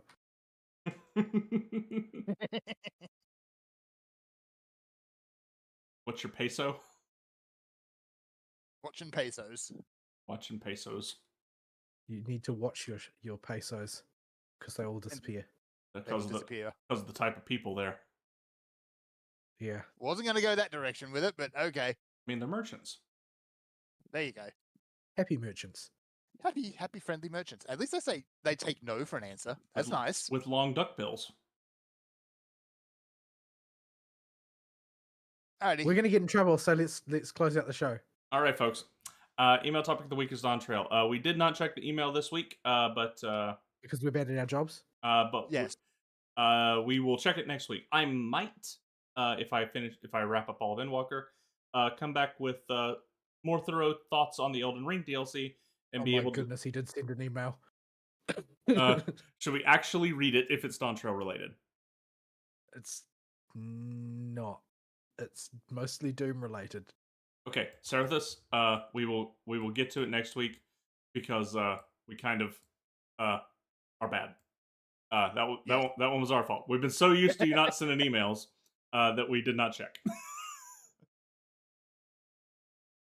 There is no excuses on the No Excuses podcast. I think that we would probably bad. get demonetized if we read this out as written anyway. Oh dear. Ari will understand when he reads it. Oh, do we have to put this one through a filter before we read it? We might have to read it carefully. It's not that egregious. Ari and I both say more egregious things on a literally daily basis, possibly an hourly basis. However, it's probably still too edgy for YouTube. Oh dear. We will invent words. We'll be fine. So this is again getting increasingly ominous. This is a preemptive thank you for the email, Serathus, and we will get to it next week. All right, folks. We're calling it on time for once, and we will see you next week. Sayonara. Bye bye.